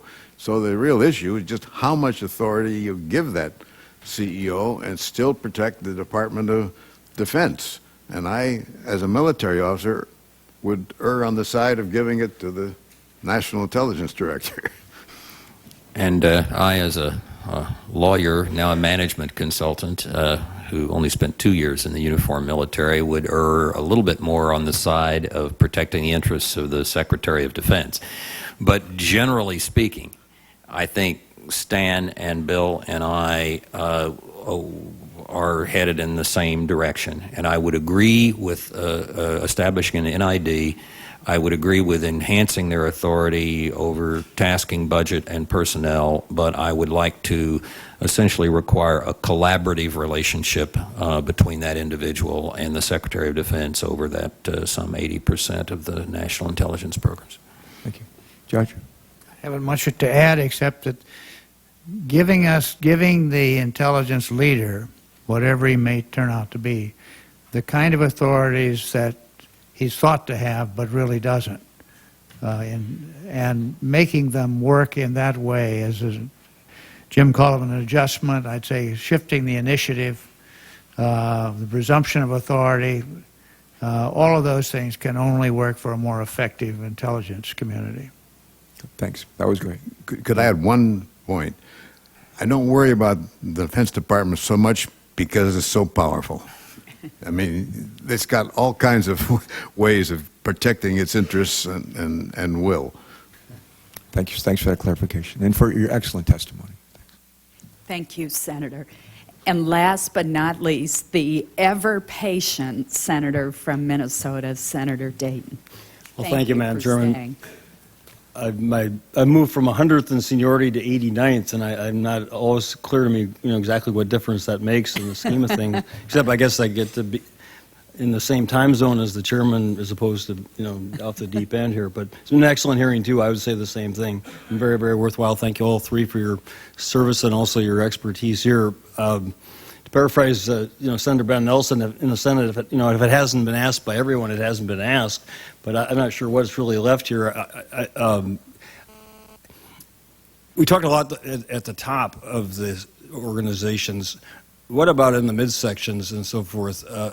Is these various 8 entities under the Department of Defense, each branch, Marines, Air Force, Navy, Army has its own separate intelligence. Are we making more of this 15 different entities or agencies dispersion than it really involves? Or are we talking about very separate entities here that ought to be consolidated, merged in order to be more efficient? 20 years ago, I wrote a piece in the Washington Post that recommended removing Army, Navy, Air Force, and Marine Corps and Coast Guard from the intelligence community, national intelligence community. Their job is tactical. And Navy intelligence, for instance, doesn't need to inform the Chief of the Navy about the strategic picture, what's going on in the rest of the world. He's got the Defense Intelligence Agency that can provide all that to them. And I think we ought to hive them off and put them into the tactical field. Let them know that that's where they stay. They shouldn't be bothering to study the strategic picture. Anyway, we've got too much duplication there. Sir? I think over the years, at least up until the time I was, as of the time I was DCI 9 years ago, the roles and functions of the military service intelligence operations have shrunk and consolidated, and I think although their membership on some bodies may be a bit out of date, their real function and what they really spend their time on is material that's directly and immediately relevant to their own service. And also I think that people add up all the numbers, but the State Department Bureau of Intelligence and Research generally does a good job. It's 100 or so analysts working for the Secretary of State. There are several of these agencies that are not large and I think don't create any particular problem or confusion. The big ones with respect to money, other than the CIA, are the National Security Agency, the National Reconnaissance Office, the National Geospatial Agency, and the Defense Intelligence Agency. And each of those has an important function. It's not going to be that hard for an NID to deconflict them. I don't think it's necessary to have any massive reform of them. I think there are some adjustments and changes that can be made, and I think an NID working with a Secretary of Defense can do it. To my mind, the hard problem here is melding domestic and foreign intelligence on the terrorist threat. That's new, it's tough. It gets into civil liberties issues, or issues sometimes are real civil liberties issues, sometimes ones that are perceived to be such.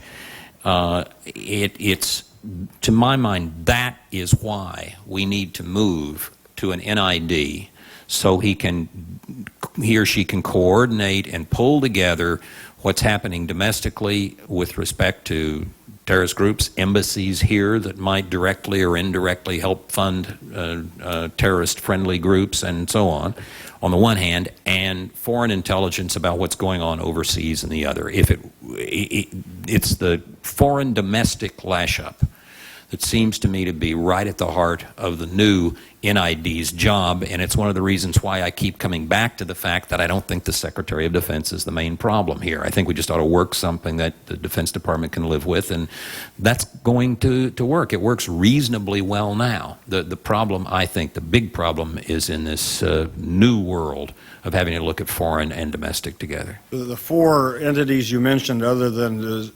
CIA, are within the Department of Defense. So you've got those 4 entities, and then you've got the CIA, and then you have if you take the domestic side, I assume you're talking about primarily the FBI or some of these others here. Again, we got Homeland Security, Treasury, Energy. I mean, again, who are most of who those are the big entities here? Are we talking about FBI, CIA, Department of Defense, and these 4 subsidiaries under theirs? Going back to your management expertise, how do you pull this together? How do you have somebody who's NID who's then directing 4 subsidiaries under the Secretary of Defense? Well, they have different functions. The NRO designs, launches, and operates the satellites. The National Geospatial Agency takes that data and makes maps and photos and integrates it gets it to the combatant forces. NSA does signals intercepts and decryption. There are areas where they need to work together, but it's not as if you have a lot of people actually doing the same thing. But who do they report to? They were saying they report to the this new NID? I so think why are they in the Department of Defense? They have grown up. The NSA was originally a Defense Department agency. The National Reconnaissance Office for many years was, and still in a lot of ways is, a joint venture essentially between the CIA and the Department of Defense. The National Geospatial Agency grows out of a merger of the Defense Mapping Agency and the CIA people who were doing photo interpretation, and our successor, John Deutsch, made that a defense agency. And the Defense Intelligence Agency has grown up over time with varied jobs, but it's not really duplicative. For example, they manage the attachés. They run certain specialized collection operations with different types of aircraft and so forth. So these different agencies, the defense ones really report for all practical purposes to the Secretary of Defense, but the DCI under the current system can have some influence over the direction they go, but I think not enough to really pull them together in the way that you're suggesting they should be pulled together. I think the Secretary of Defense and the NID working together could get these rationalized fine. I don't think it's the major problem. I think the major problem is domestic and foreign pulling that together. Is the way Admiral Turner described the arrangement under President Carter, is that going to do it here? Is that what we're talking about here, where that one person under fiat or whatever has that authority then, despite being out of the organizational chart loop, just is inserted and said, okay, you're going to run the show? I think the big problem is not necessarily that one needs to move the budget execution authority. The big problem is that one needs to radically simplify and enhance the role of the DCI under the current system or the NID under a new one for reprogramming. I think Bill Webster was right on the money when he says, literally and figuratively, when he said it's almost impossible now, and there are massive delays involved in an NID or a DCI today, moving money from one of these programs to another. Secretary of Defense needs to be heard and be able to reclama that to the President if need be, but you need more ability to reprogram. That's the flexibility, I think, that an NID needs that a DCI doesn't really have. Mr. Chairman, my time's up. Thank you very much. Excellent hearing. Thank you. Thank you all again. Thank you. I want to thank our witnesses for being with us today. Each of you added a great deal to our consideration of these important issues. We have a heavy responsibility to produce a reform bill, to do so in a relatively short amount of time, and being able to call on people with your experience, expertise, and judgment certainly facilitates our task. I hope we can continue to call upon you during our deliberations, and I thank you very much for being here today. The hearing record will remain open for 5 days. I want to thank my colleagues also again for their efforts to be here. I think it's a sign not only of the compelling testimony that we have, but the importance of our task, that so many members have come back from their home states and have stayed throughout the hearing. So I thank you. Senator Lieberman, did you have any closing comments? Thanks, Madam Chairman. Just to join you in thanking the 3 witnesses, this has been a very, very valuable hearing. We've actually learned something from you, and we appreciate it. I find that less shocking than does my ranking member. Well, it may comment more on other hearings than on you, but anyway, I appreciate it. When I called you 3 wise men at the beginning, you haven't let us down. And I think it's very important that the 3 of you have in different ways said that the status quo is not acceptable anymore with regard to the intelligence community. We're all for a stronger national intelligence director. There may be some disagreement about the details. Admiral Turner, your story from the Carter administration was fascinating to me, and it does show that what a lot of us are calling for could be done without statute change. On the other hand, the statute is permanent and does set a standard, so we need to act quickly. I'd say the final thing I'd say is that I agree with Mr. Woolsey that we've got to stop ever using the word czar to describe strengthening of position. And for the moment, I like your comment that the NID is meant to be a CEO, right? It's meant to be a chief executive officer. Thank you, and Madam Chairman, thank you very much. Thank you. Madam Senator Madam Day. Chairman, tomorrow morning, and I know you've made some considerable effort to reconcile your timetable with that of the other committee in which we both serve. What is your intention tomorrow with regard to the witnesses and proceedings? Because that next committee starts, I think it's an hour and 15 minutes later. Which is highly unfortunate. Right. We had changed our hearing time twice to accommodate armed services, and then unfortunately the secretary had an appointment that he couldn't change. Our hearing will begin at 9 o'clock now, and I would encourage members who are on both committees to just go back and forth. We will be hearing from a very compelling panel of family witnesses of those who lost loved ones on 9/11. As you know, they were the driving force behind the creation of the commission, and they've followed its work very closely. So I think it's an important hearing. And but I certainly understand that members are going to have a lot of conflicts. But we will begin which is why I regret that. I guess I just respectfully ask if we could, if they have that opportunity to have that panel begin its remarks as soon as is practical tomorrow morning. We'll accommodate those of us who do need to be at both simultaneously. Exactly. That's why we moved it up to 9 o'clock too. Senator Voinovich. Yep. We're talking about moving very quickly on this whole issue. The statistics that 195 days that the Congress was in session, and it was on the Hill, 205 of those days testifying begs, or meetings, some of those were meetings. Meetings begs for the fact that we ought to move as quickly as we possibly can to shape up our shop as we do the other. In other words, we ought to have this on both tracks, and I recommend to you and also to Senator Lieberman, our leadership, that they ought to get on with this whole issue, because we can't keep going the way we're going. I mean, this whole committee structure is not put together in a way to respond to the threats that we have today, and it's incumbent on us to get the job done. I think you're absolutely right. Senator Lieberman and I have been assigned the reorganization of the executive branch, not the legislative branch, but I know that our Senate leaders are moving forward with that vital recommendation as well.